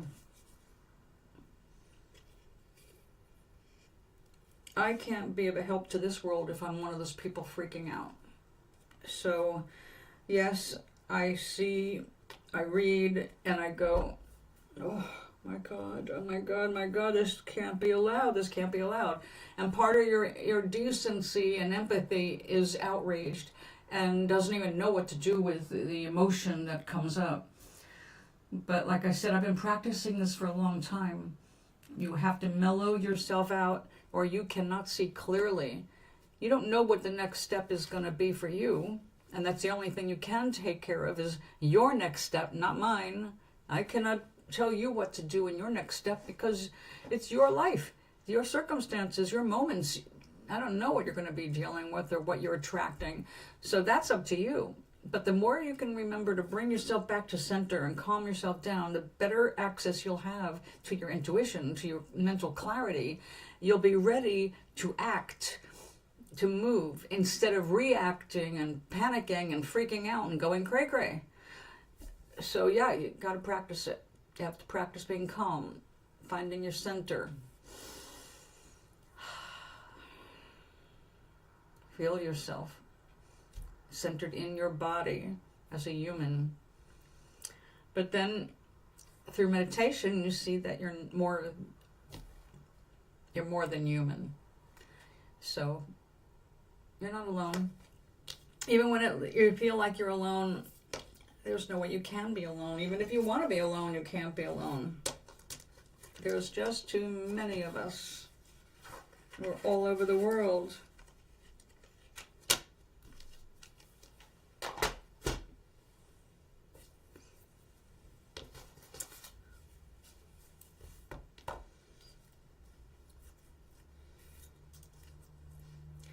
Remember the expression, live by the sword, die by the sword? Law of attraction right there. When you are focused all the time about war or dying or killing, that's your vibe. That's exactly what you're attracting. So pay attention. What's really going through your head?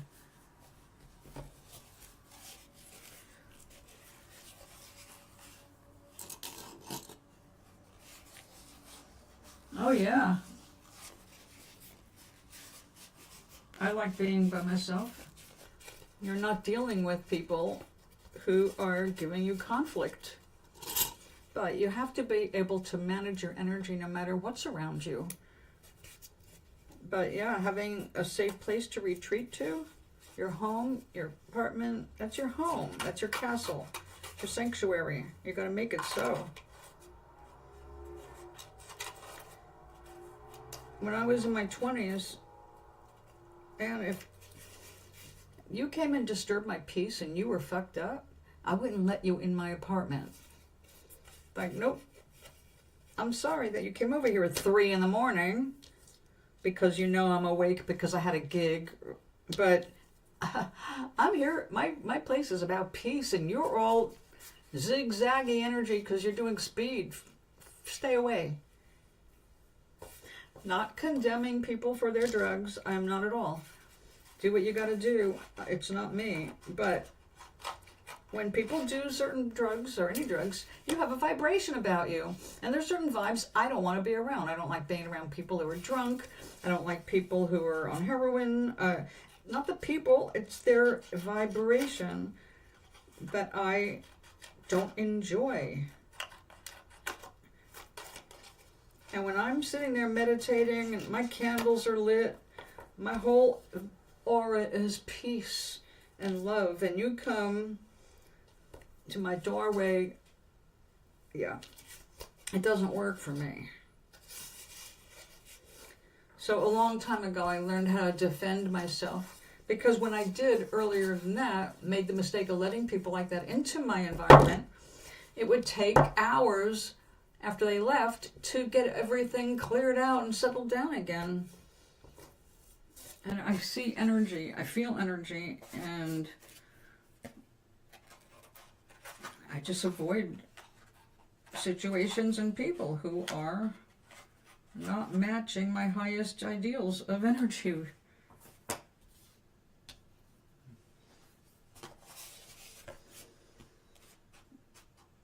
Now, I'm at a place now, and I have been for a little while, that I can sit and listen to people who need me to sit and listen to them.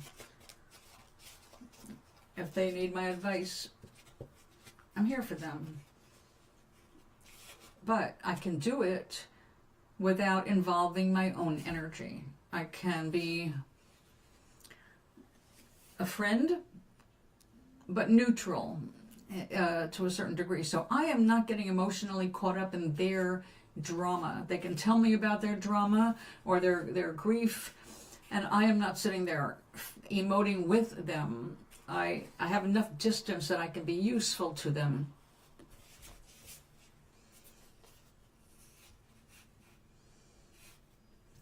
Oh, I think I heard something about that. A why did they bother kind of a show.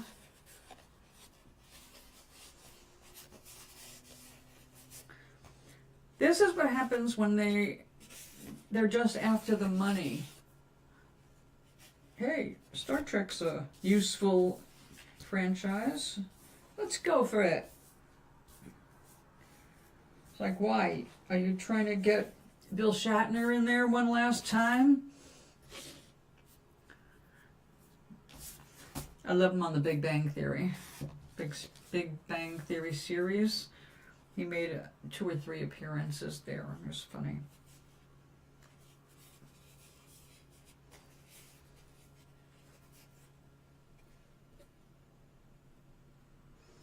All right, we have a window. It'll be better tomorrow though. I'm gonna go and put this underneath the weights and be right back. So who's putting out this new series?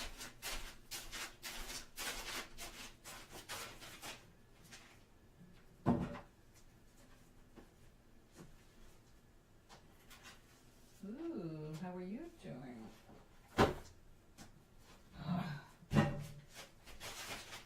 That's a little flatter. Look at that color. That not an awesome purple. Oh, it looks better in real life. It looks like 2 cameras are showing 2 different purples, doesn't it? Does it look like 2 different purples to you? This camera, that camera.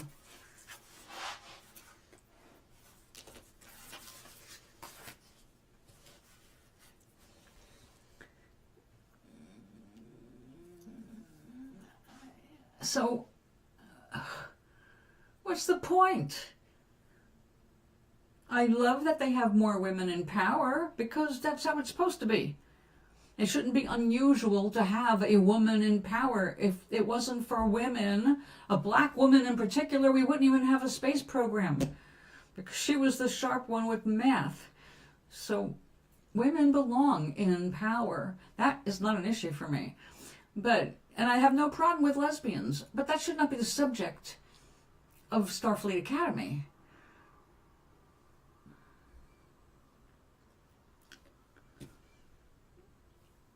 So what is he, a guy with fantasies about having sex with lesbians or just watching them have sex? Because I came across a lot of that over the years. I'm liberal. Really? What does that mean?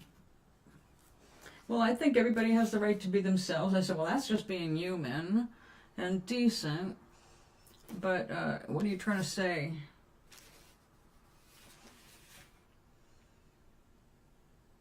And I said, I've got no problem with lesbians or gay men or straight women. I just want to see people seen as people instead of keep putting them into categories that separate them and point them out.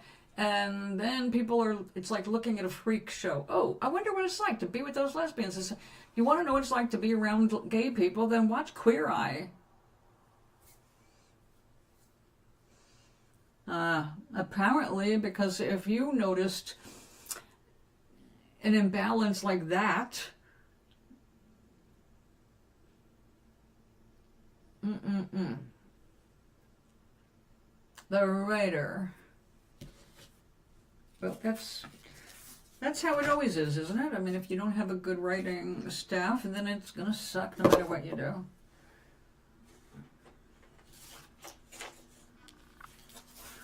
Yeah, sorry that they're sucking it out there. Fucking it up. Alright, I may have to stand up to do this because it's got my little weight on it.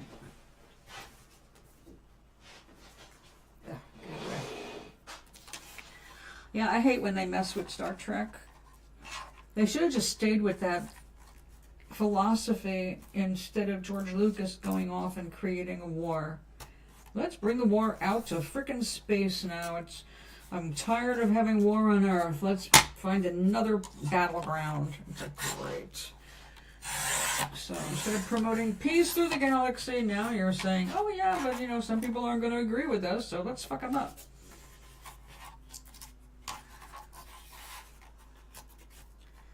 Let's have war.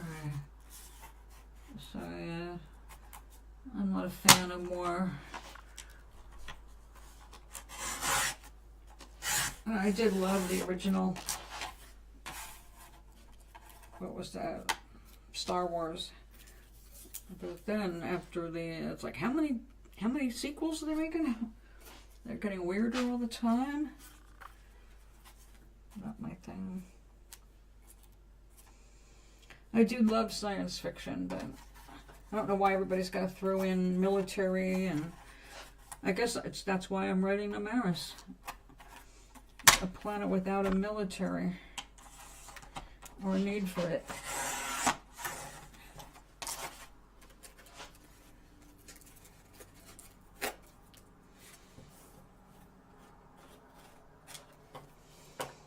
All right, that's better.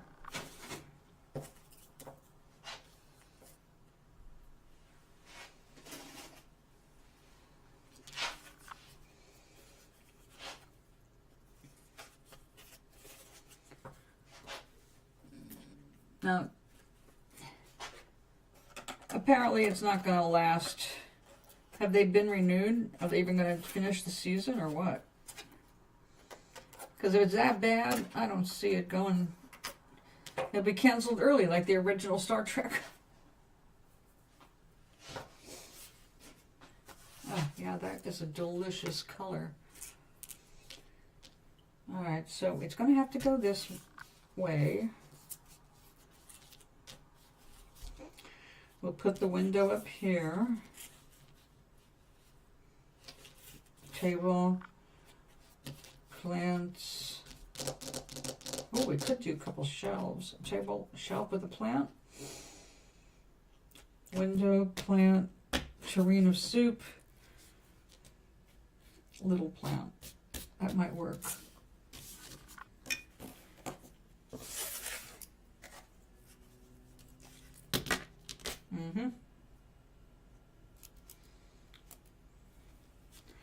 Alright, so if we have a window here, a little shelf with a plant there, tureen of soup here, and then over here the little plant. This plant goes there, under the light.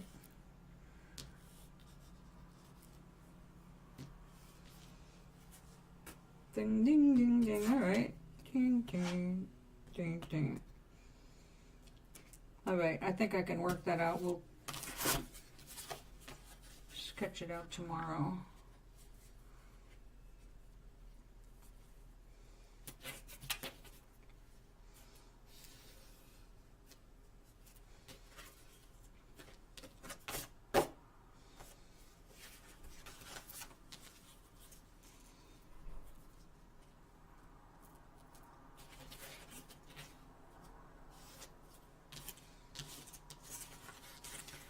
I missed it.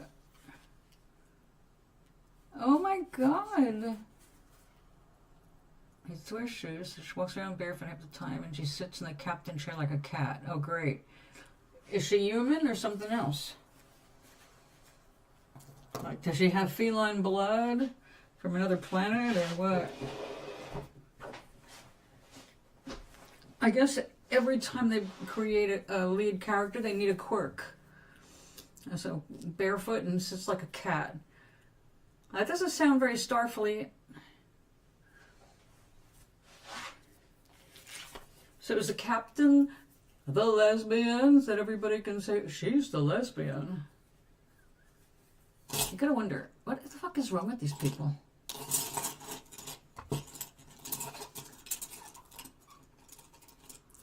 Well, just because they get approved for the season, people don't watch it. It's not going to do anything. They're not going to go forward with it.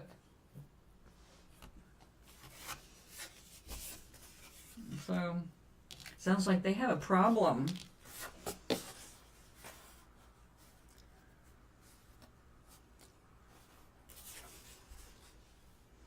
Yeah, this could work. If the window's not too big. I may have made it too big for this.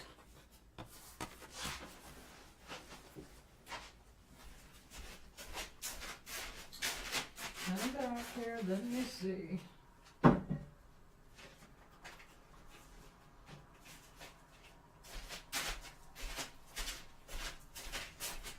That sound is me walking on my tarp. Oh my god, that's too big. That's way too big. Put the plant here. Well, maybe not. That's bigger than I thought.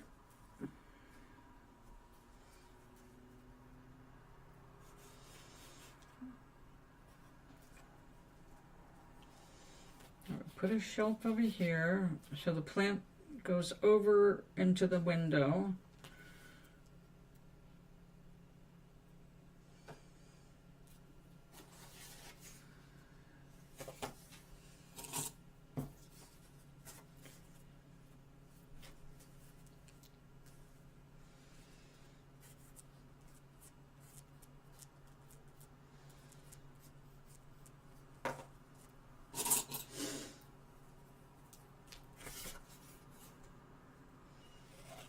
God, I hope my friends down south are okay.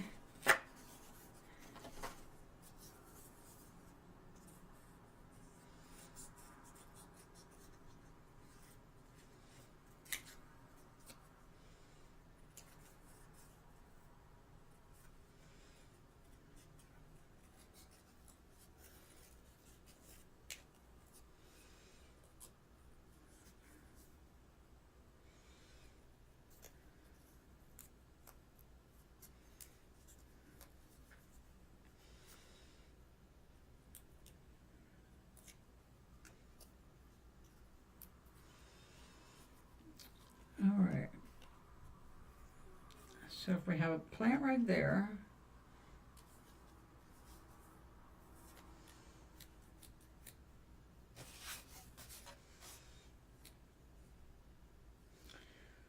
put that on a shelf, plant go over there, table, oh, we need the table.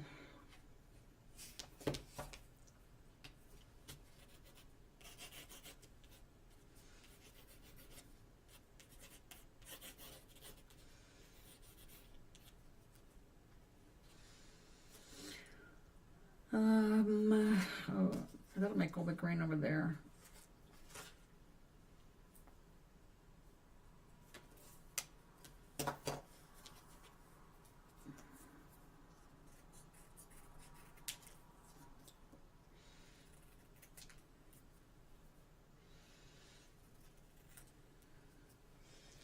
And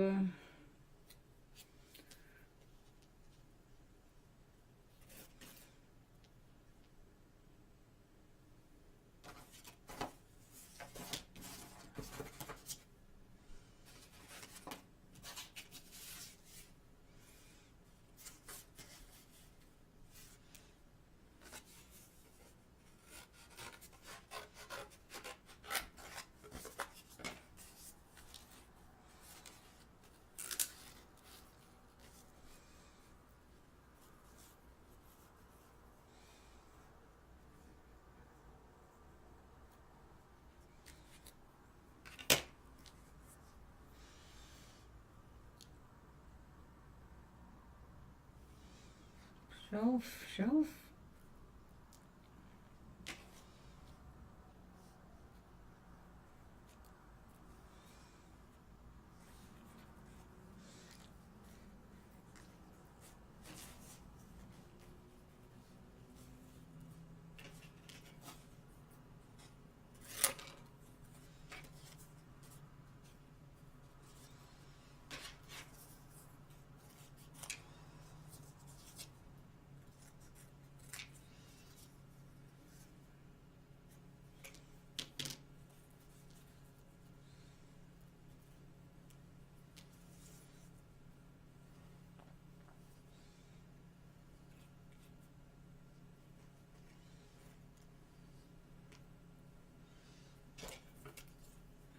Okay, what if we have two shells?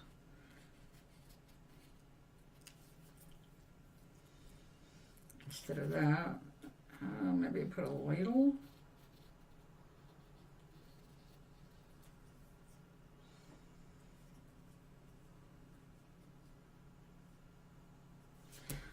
I will have to make some more sketches. The captain is 400 years old.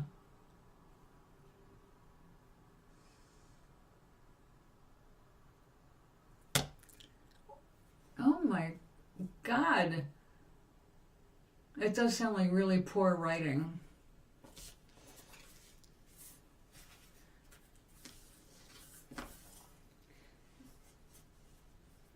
They trying to pretend that they're woke. We're respecting everybody in this series. The fat, the ugly, the deaf, the blind. We'll get them all in there so we don't look like we're avoiding anybody. That will never work that way. They think that, yeah, if they're wearing glasses, why? When they have the technology to fix the eyes, they don't need glasses, except if you're Geordie. He was completely blind in a way that they couldn't make him see like we do. That's stupid. And the barefoot captain is 400 years old? Okay. I guess she's entitled to go barefoot after 400 years on deck.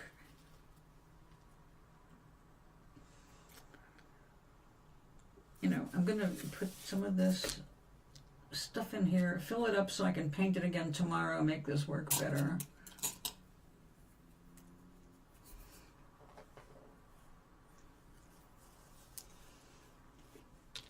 That's what it sounds like. It sounds like what I wrote when I was in 7th grade. And I started in the 6th grade. And that was a science fiction Space Academy. In fact, it was called Space Academy. And I called it that because I was in the 6th grade and I wanted everybody in my class to be in my book. And so I named a bunch of students in my book. So it was my attempt to immortalize everyone. That was the manuscript that disappeared from my dad's hospital room.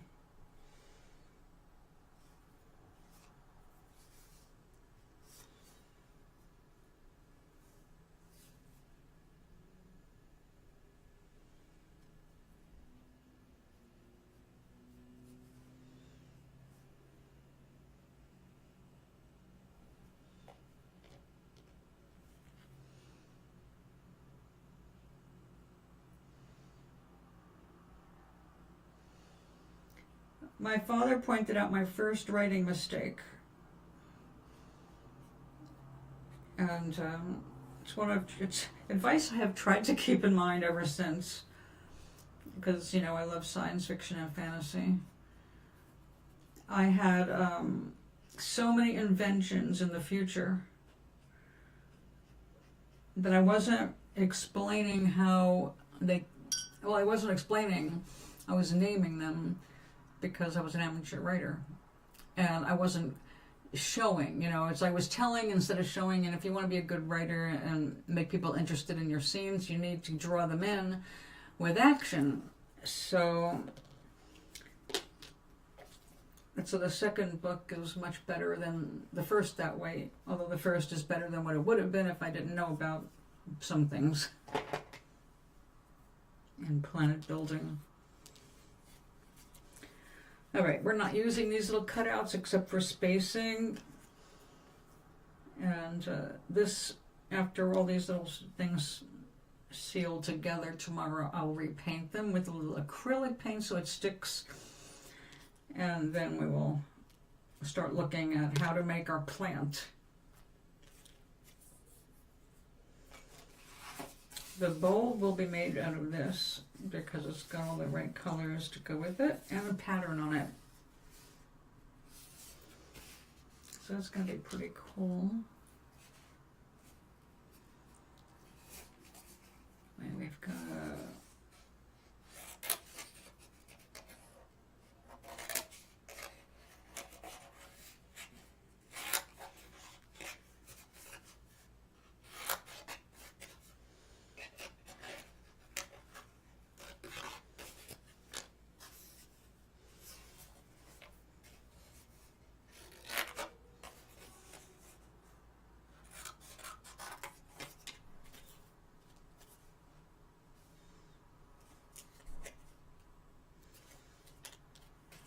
this really did come out so pretty.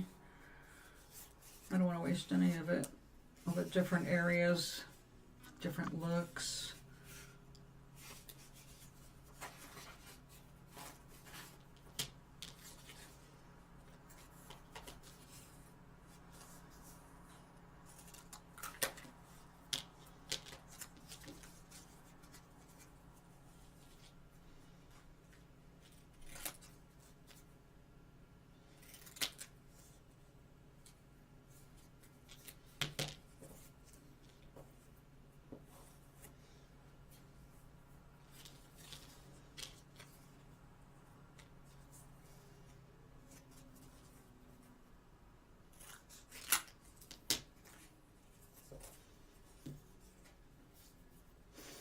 All right, so we've got the tools for tomorrow.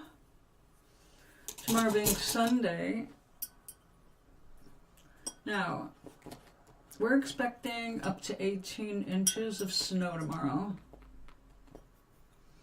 The first start, oh no thanks, sounds like it sucks. I don't waste my time anymore.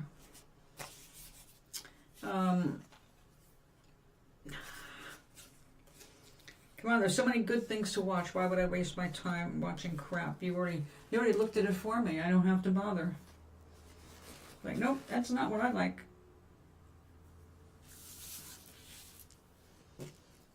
As a science fiction writer, I might find myself really pissed off by that. And why bother?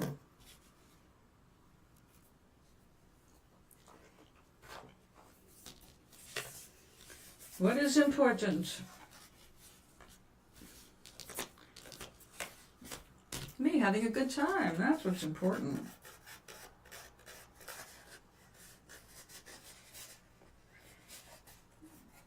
I went out with my friend yesterday, one of my friends, and we went to La Dispensario, where I treated her to a little something for her belated birthday, and then I took her out to lunch, our favorite China buffet. That's not the name, but it's Chinese food in a buffet style.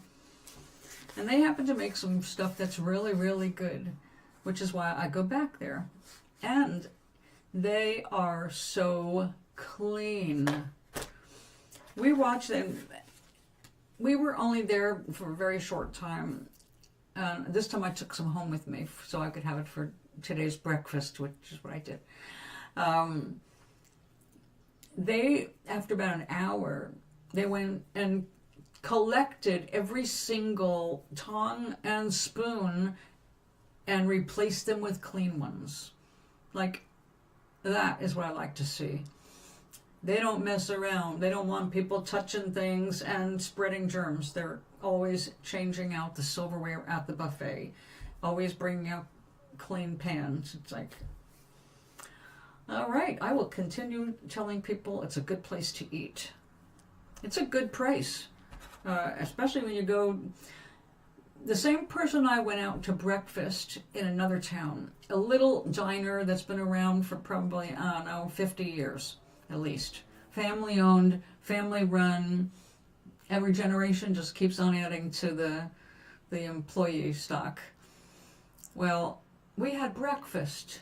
I mean, not a fancy breakfast, home fries, half an English muffin, an egg, some bacon. When we were done, our breakfast for 2 breakfasts and 2 cups of coffee was over $40. All right, $20 for breakfast? Fuck that. You know how many eggs I can buy for that? For $20, I can get a whole pound of bacon, a dozen eggs, and a few potatoes, you know? I mean, it doesn't take a brain to really work that out. So although I really like that little diner, I'm not paying that kind of money for stupid breakfast. But going where we did, having our lunch, including a meal for me to take home, and 2 drinks, I mean like tea and iced tea. What else did we do? Oh, all of it, and a $7 tip was still under $40. So, and the thing about the Chinese food is I'm not going to go home and fix all of those different meals. I can go home and do bacon and eggs, but having a pepper chicken and the white fish and this wonderful string beans with fresh string beans. Yep. Now, I do like to when my friends take me out, when I need to run chores and I don't have a car, they do the driving, I take them to lunch. It'd be cheaper if I just gave them gas money, because we don't go very far. It would cost $2 in gas, if you know what I mean, if I was being real. But I take them out to a nice meal, whether it's breakfast or lunch. We never are out at night, so dinner's a moot. But we eat well, and I enjoy doing that. But we have honed it down to just a few places to eat, and none of them are fast food. We don't do the fast food places anymore. No Wendy's, or definitely not McDonald's. 2 thumbs down and toes down.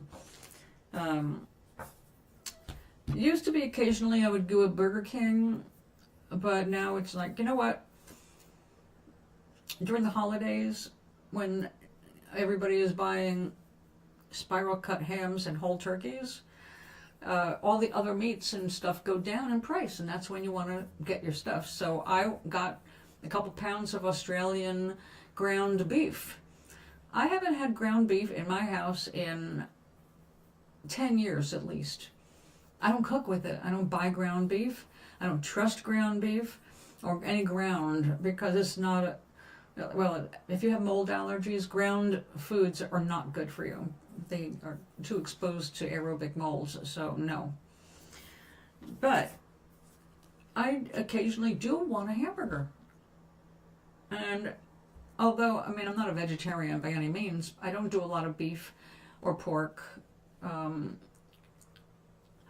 But it depends on how my blood is doing. Sometimes I get cravings and I know, my blood wants, that's why I eat so many beets. I get cravings for beets.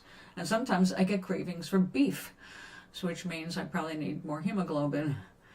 I will occasionally indulge in a meat, but the stuff is just so bad in quality. If I can't get good quality, I'll just skip it.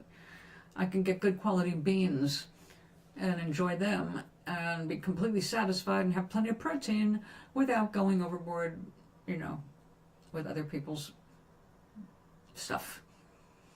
But yes, at least twice a month I like to go out. Now, my neighbor, who's a sweetheart, we try to go out to breakfast at this Mexican place once a month.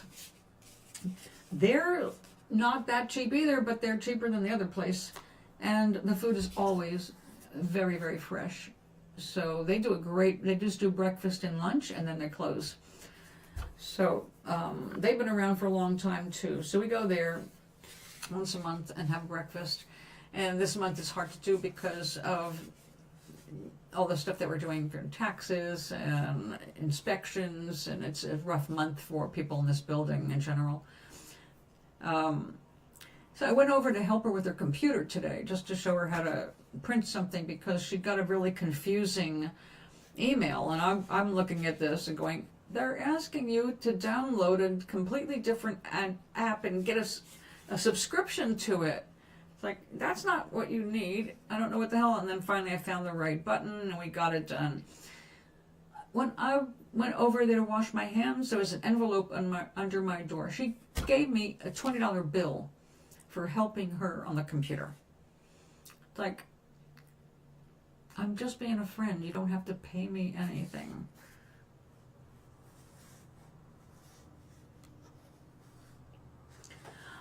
Once you start feeling confident in the kitchen, it feels really good, doesn't it?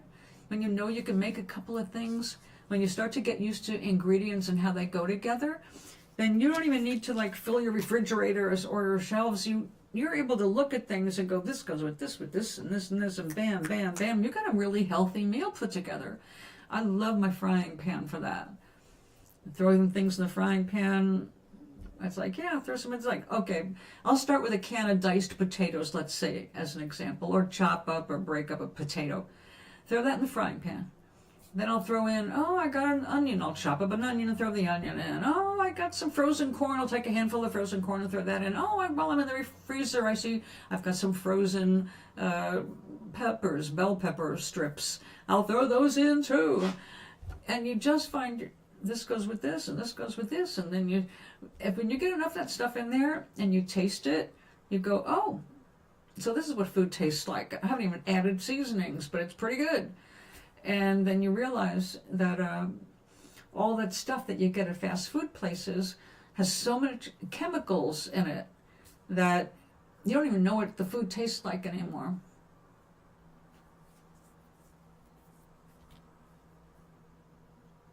Yeah, way better. I mean, look at some of these places, the health laws that they break all the time. Do you know McDonald's is famous for its, I guess it's frozen stuff, or its milkshakes or whatever. They're famous for those machines breaking down. That's a problem they've had for, my God, at least 20 years, and it still hasn't been fixed. But the biggest problem with them is not that it keeps breaking down, but it's not cleanable very well. You can't really keep it clean. So when you order a milkshake from McDonald's or a McFlurry or whatever those things are, you don't even know what bacteria is coming through the pipes because they can't clean them right. And let's face it, in fast food places, they don't get cleaned as much as they should anyway. We used to, when I worked in restaurants, you could not leave your shift without fixing everything up for the next shift. So you didn't leave dirty dishes, you didn't leave things that had to be, refilled. You filled those things up before the next shift came back on. And that's how every shift worked. You prepared for the next shift. And now it's like, do you even? You just come in and out, and you don't really have a schedule for cleaning. You don't shut down for that hour or two to do the floors and sterilize the tables and etc. They're not doing a whole lot of that. I haven't seen any of that going on. I've seen a lot of dirt. But these places just figure they can get away with this as long as they can get away with it. And even though people end up suing them for food poisoning and things like that, they would rather just pay it off. It's cheaper for them to pay it off than close a franchise, because franchises are individually operated. And that means somebody came up with the money, $1 million, to open one. It used to be not cost $1 million, but I believe it's $1 million to buy into the McDonald's franchise now. It's not that you have to have $1 million to buy into it, but you need to have $1 million ready to use for your first year of business. So I forget what they call that. There's a whole bunch of money words I forget right now because I'm not looking into having my own business anymore. But when we were looking into franchises, just out of curiosity, because you never know. I mean, lots of them are opening up. When we were looking for a place to open up our espresso bar, and we traveled from one end of Arizona, from the bottom to the top, looking for where can we call home, where do we want to open up our own place. At the same time, there were places that were franchises. They were like, well, we'll put this machine in that machine and we'll get it all together and boom, you got a cafe. And that wasn't what we wanted. But if you came across any of those, there was a lot of money to buy in. It wasn't just like finding a place and renting it and decorating it. If it's a franchise, it's got to be decorated and laid out in a very specific way, because a franchise means you're supposed to be able to walk into one and not tell it apart from another. That's the idea. It's like consistency in a franchise. But no. So now no franchises get my business. Only privately owned restaurants get my business. Yeah, exactly. Faster money making. But you have to have so much in capital so that you don't have to take out a business loan in the middle of your first year. Because the first year is when you're learning and you make your biggest mistakes, and you have to learn what kind of audience you have for your product. And if it doesn't build up fast enough, then you could find yourself in financial trouble, not able to buy your supplies to continue staying open. So it's and the franchises usually mean you have to buy your materials from the main store. Like, you cannot just decide to make your own French fries if you own a McDonald's. You have to use their manufactured out of mush French fries. There's no solid potatoes. Matter of fact, it's not all potato, I don't think, in McDonald's French fries.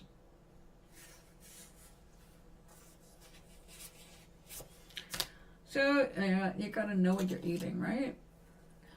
I mean, I would think it's a good idea.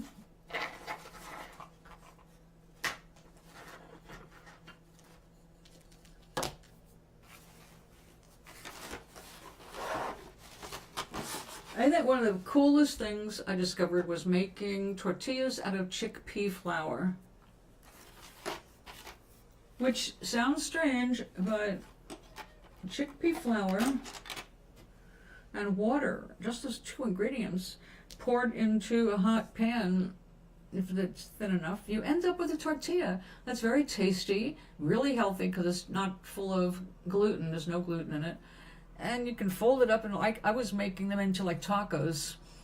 I just like fold it in half while it was still warm, and in between I throw like cheese or lettuce or sprouts or, you know, whatever I want.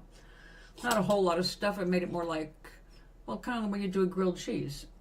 But instead of using 2 tacos, which would have been too much food for me, I just take the one that I make, and I mean, not taco, tortilla, or flatbread, whatever you want to call it. Really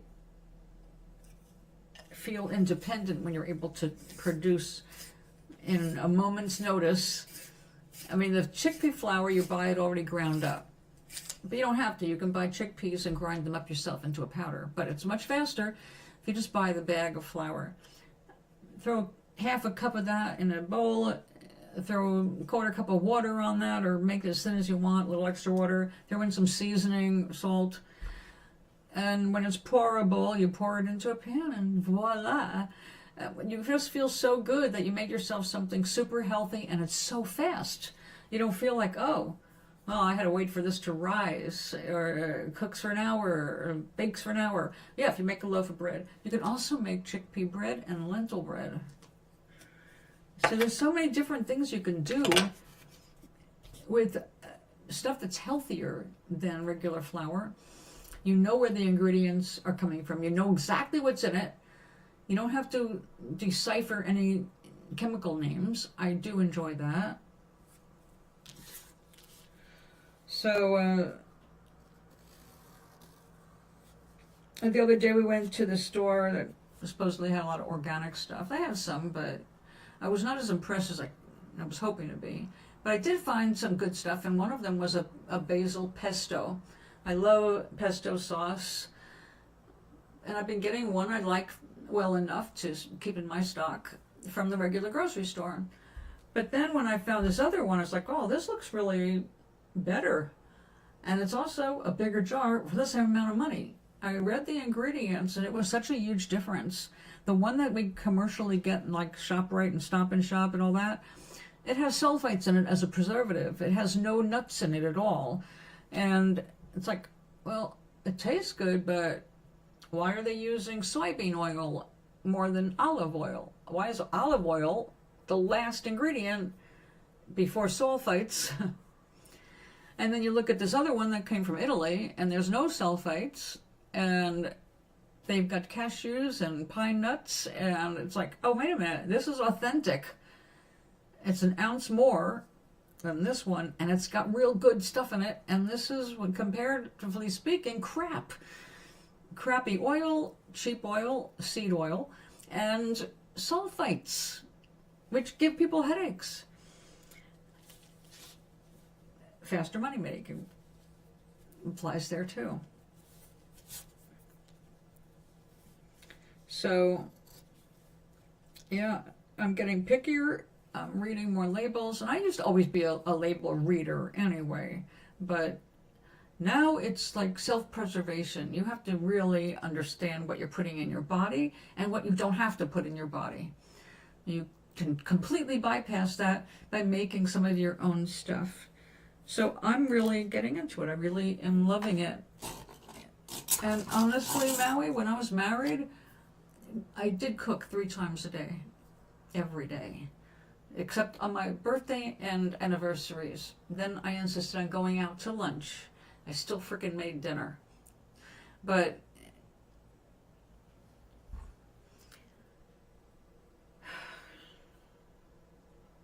I didn't love cooking. I loved baking bread. That was my thing. I loved baking muffins for my husband. But the cooking was really just perfunctory. It was like, well, you need this, this, and this. You know, we work, need to have energy, blah, blah, blah. And so I made your typical meals. And I didn't get too adventurous because aside from growing my own stuff and preserving some of my own stuff, I had a husband who was I don't want to say a picky eater because he ate a lot of different things, but some of the stuff he just would not go near, and I was like, all right, I just worked around it by not making it. But now that I'm doing on my own, it's just so much more fun, and I don't have to make mass quantities, you know. I just make something for me. And if I have enough left over, like the other night, I just felt like having buttermilk waffles for dinner. It wasn't a big deal. I just felt like waffles. So I got out the mix and I made myself, like in 2 minutes, I had everything mixed up and the waffle iron heating. I made 3 waffles. I ate 1.5 and the other 1.5 got frozen for when I'm in the mood to just have a waffle again. So, I mean, you can do all kinds of little things to prepare for the next time you get a craving or you want to eat something really fast and you don't want to take time to make it. I can just take out a frozen waffle, put a little butter on it, throw it in the air fryer, toast it, and then take it out and put a little syrup on it. And it's like breakfast. It tastes just as good as the day I made it. So, yeah, there's little things that we can do to make life easier without having to resort to other people's fast foods and the garbage that they have to put in it to make it last from their factory through the different gateways of freezing and into your store where you don't have any control or knowledge how it's being taken care of, whether it defrosted partially and refroze. Those kinds of things happen all the time. I know because I've gotten stuff that was clearly defrosted and refrozen. Like, I have not eaten pad thai yet, but I did try buying a frozen version of it by Amy. So it was a little pricey, but I wanted to try pad thai. Well, went and bought it, put it in my freezer. When I was finally ready for it, I take it out of the box and I'm going, what the hell? It had defrosted before I bought it. And I know it was before I bought it because it was stored on its side and all of the pad thai had fallen out of it and was frozen at the bottom of the box. So it's like, well, that wasn't for me because I stored it this way. And I didn't know that it was messed up before I bought it, but it was like $5 or $6 down the drain. It's not the kind of thing like when you open it up like, oh yeah, I'm going to bring this to a store and get my money back. It's disgusting. You have to throw it away. So, yeah, it's good to make your own stuff. And you're growing stuff. My God. If I was, well, I don't have the money for it. And I'm guessing that you have rules in your building, much like I have. Because the ultimate is when you have a garden, the ultimate would be to have a small, dedicated freezer. Just freezer. But they're pricey and heavy. You got to get it to your apartment. They're big. They're big. They use a lot of power. But oh, what a blessing to have that.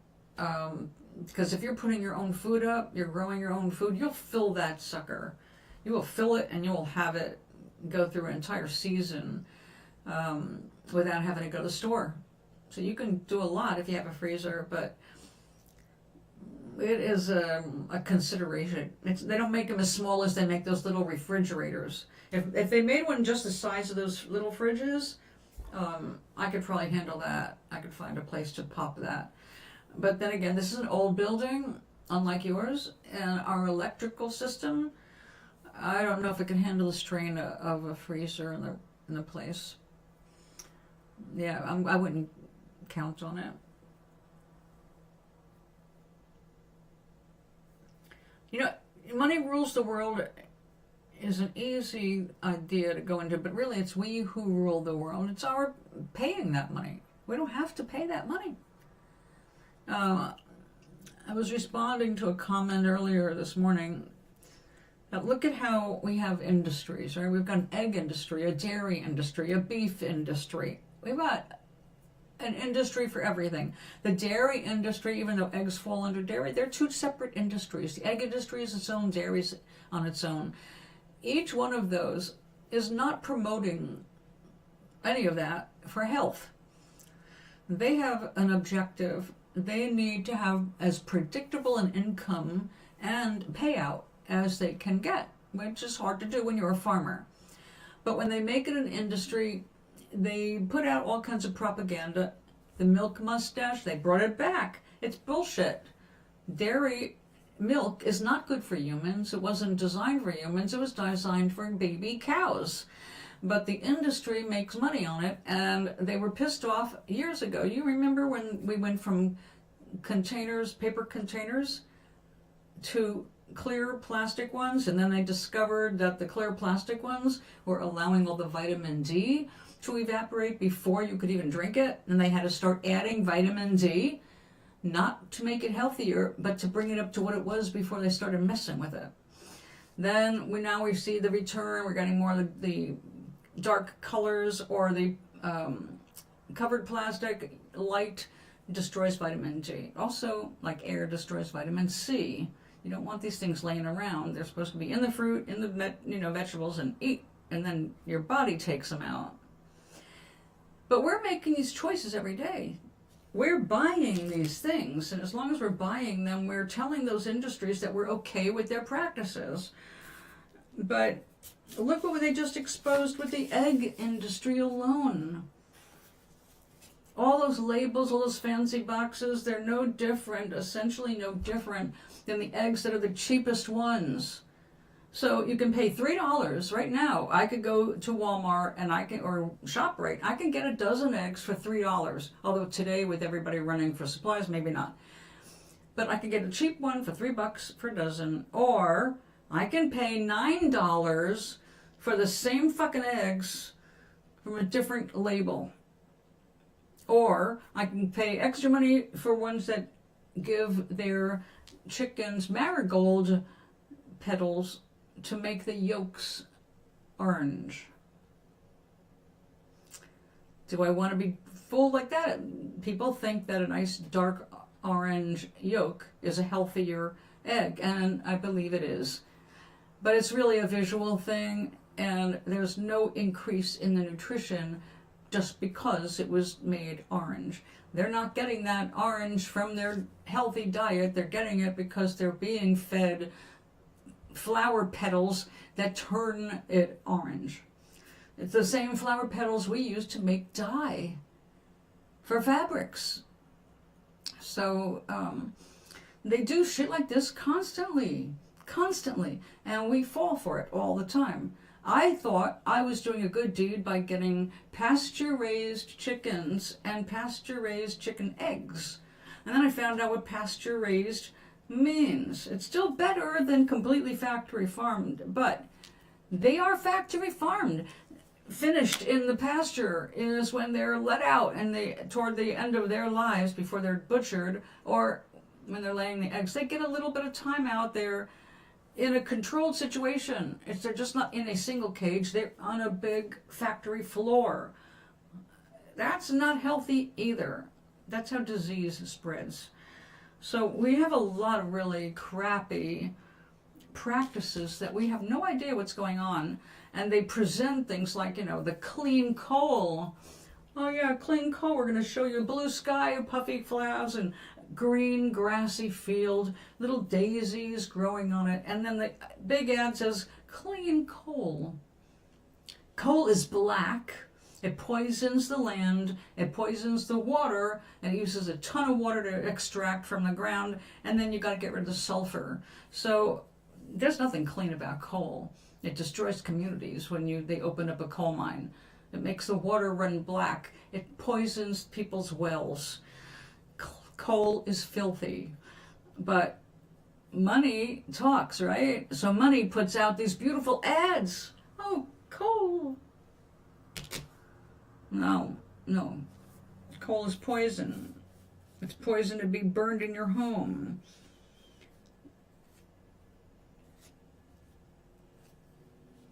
Propaganda.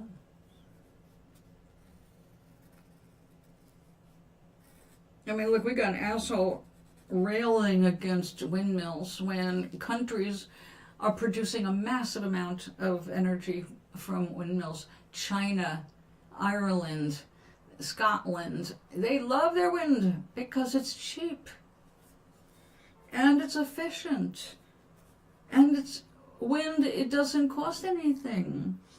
Just like, you get the wave power. That also doesn't cost anything. You set it up, the waves come in and out, they make things move, and they produce power. So there's lots of ways we can go without having to extract things from the earth and cause pollution. But advertising, look how wonderful it is. Well, the thing is, we are making this world now. As I pointed out to my friend, once you wake up to spirit, once you wake up to your vibrations and how we create this planet, you can't go back. Once you see how you affect the world, you realize you do have power. And you can't just go along with everybody else. You can't go agreeing with all these people saying this or anything. You have to check in with yourself. My truth is not going to be identical to yours or anybody else's because it's not supposed to be. You have to find your own truth within the laws. I don't mean people-made laws, I mean the spiritual laws.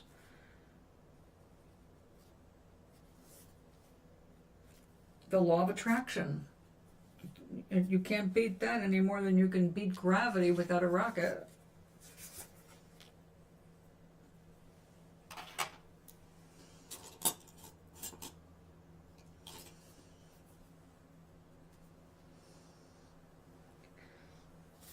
So, if you want a better world, imagine a better world. Imagine waking up and hearing some good news. And you will. Every day I look for good news. I know it's out there. And yes, there's crap too. But if you spend too much time on the crap, you're not going to see the good. We're making this world. It's our world to make. All of us. But people want to give that responsibility to the invisible beings. Because when you do that, you're not responsible when things get fucked up. God's will, right? God wanted that to happen, really.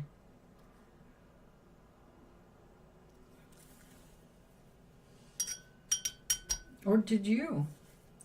Or did you just allow it?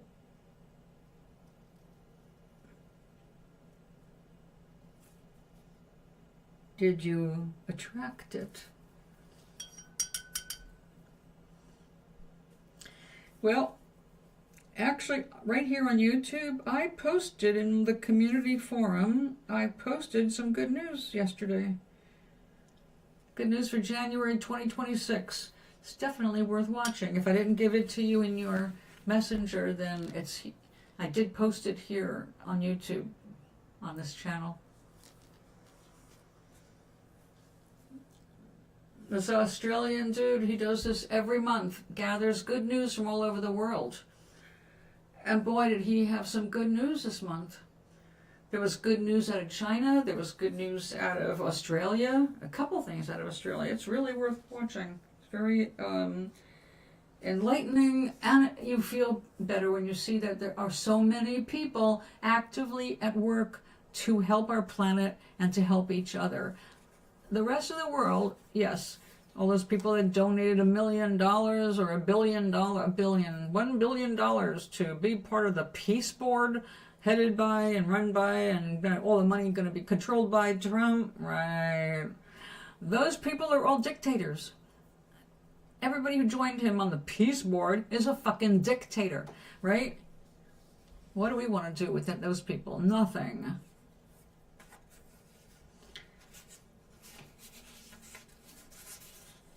I'm just waiting for that magical obituary. But so is everybody else. But the rest of the world is making progress. They're not standing still. They're not going through everything that we're going through. Not anywhere is perfect per se, but people need to work things out. I desire good news, and you will get good news. When you go to bed tonight, say, tomorrow, I'm going to see good news.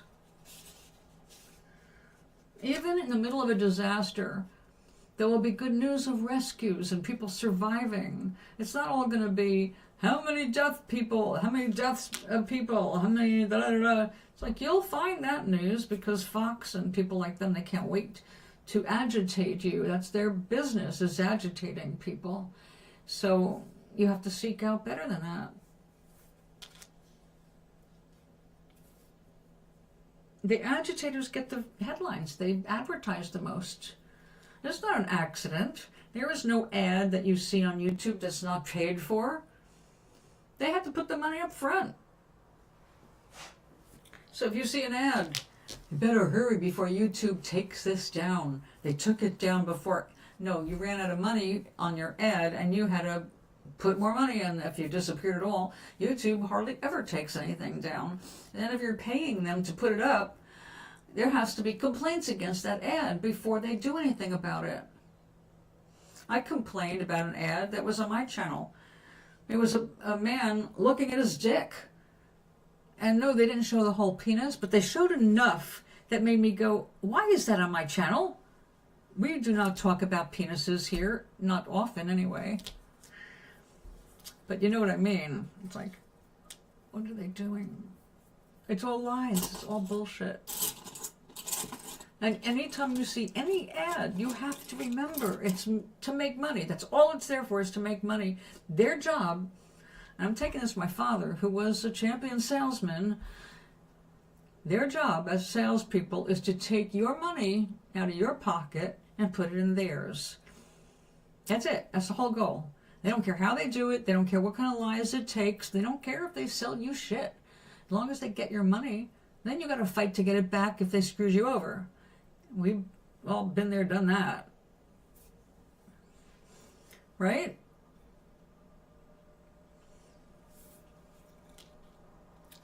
So never accept things on the surface value, because there's always more going on behind the scenes.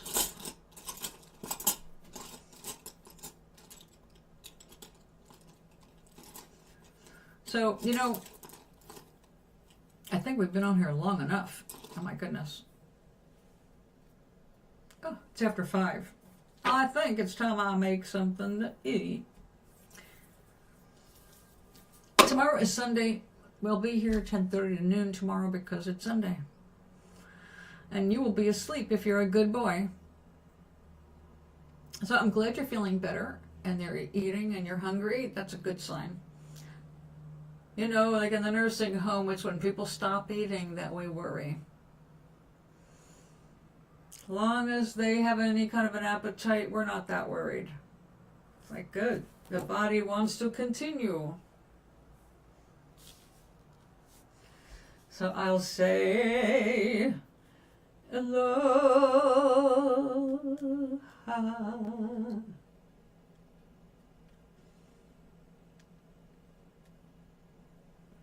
I like how those hearts are also kind of like, look like strawberries, right? Strawberry Maui. More food, more food. Just eat good food. You know what? The other day, I love butter beans. And I mean, straight out of the can, heated up, a little bit of extra butter is all I've ever added to them. And I like them. I just like them. And they're creamy and blah, blah, blah. Anyway, a can should be at least 2 servings. But the other day I was waiting for something else to finish cooking and I ate the entire can. I just went at it. It was just so good and satisfying and warm and cozy. I just sat there and did it. I had no regrets. So it's sometimes the simple things that will help fill up that vacant feeling from having not eaten properly in weeks. So you might find that something like a can of beans will help level you out there because it's such good protein. But the rest of you darlings, if I don't see you later, well, I'm not coming back tonight. I'm going to go and make myself some food. I'll be back tomorrow. I hope you will join me. And if you're asleep, then sleep well.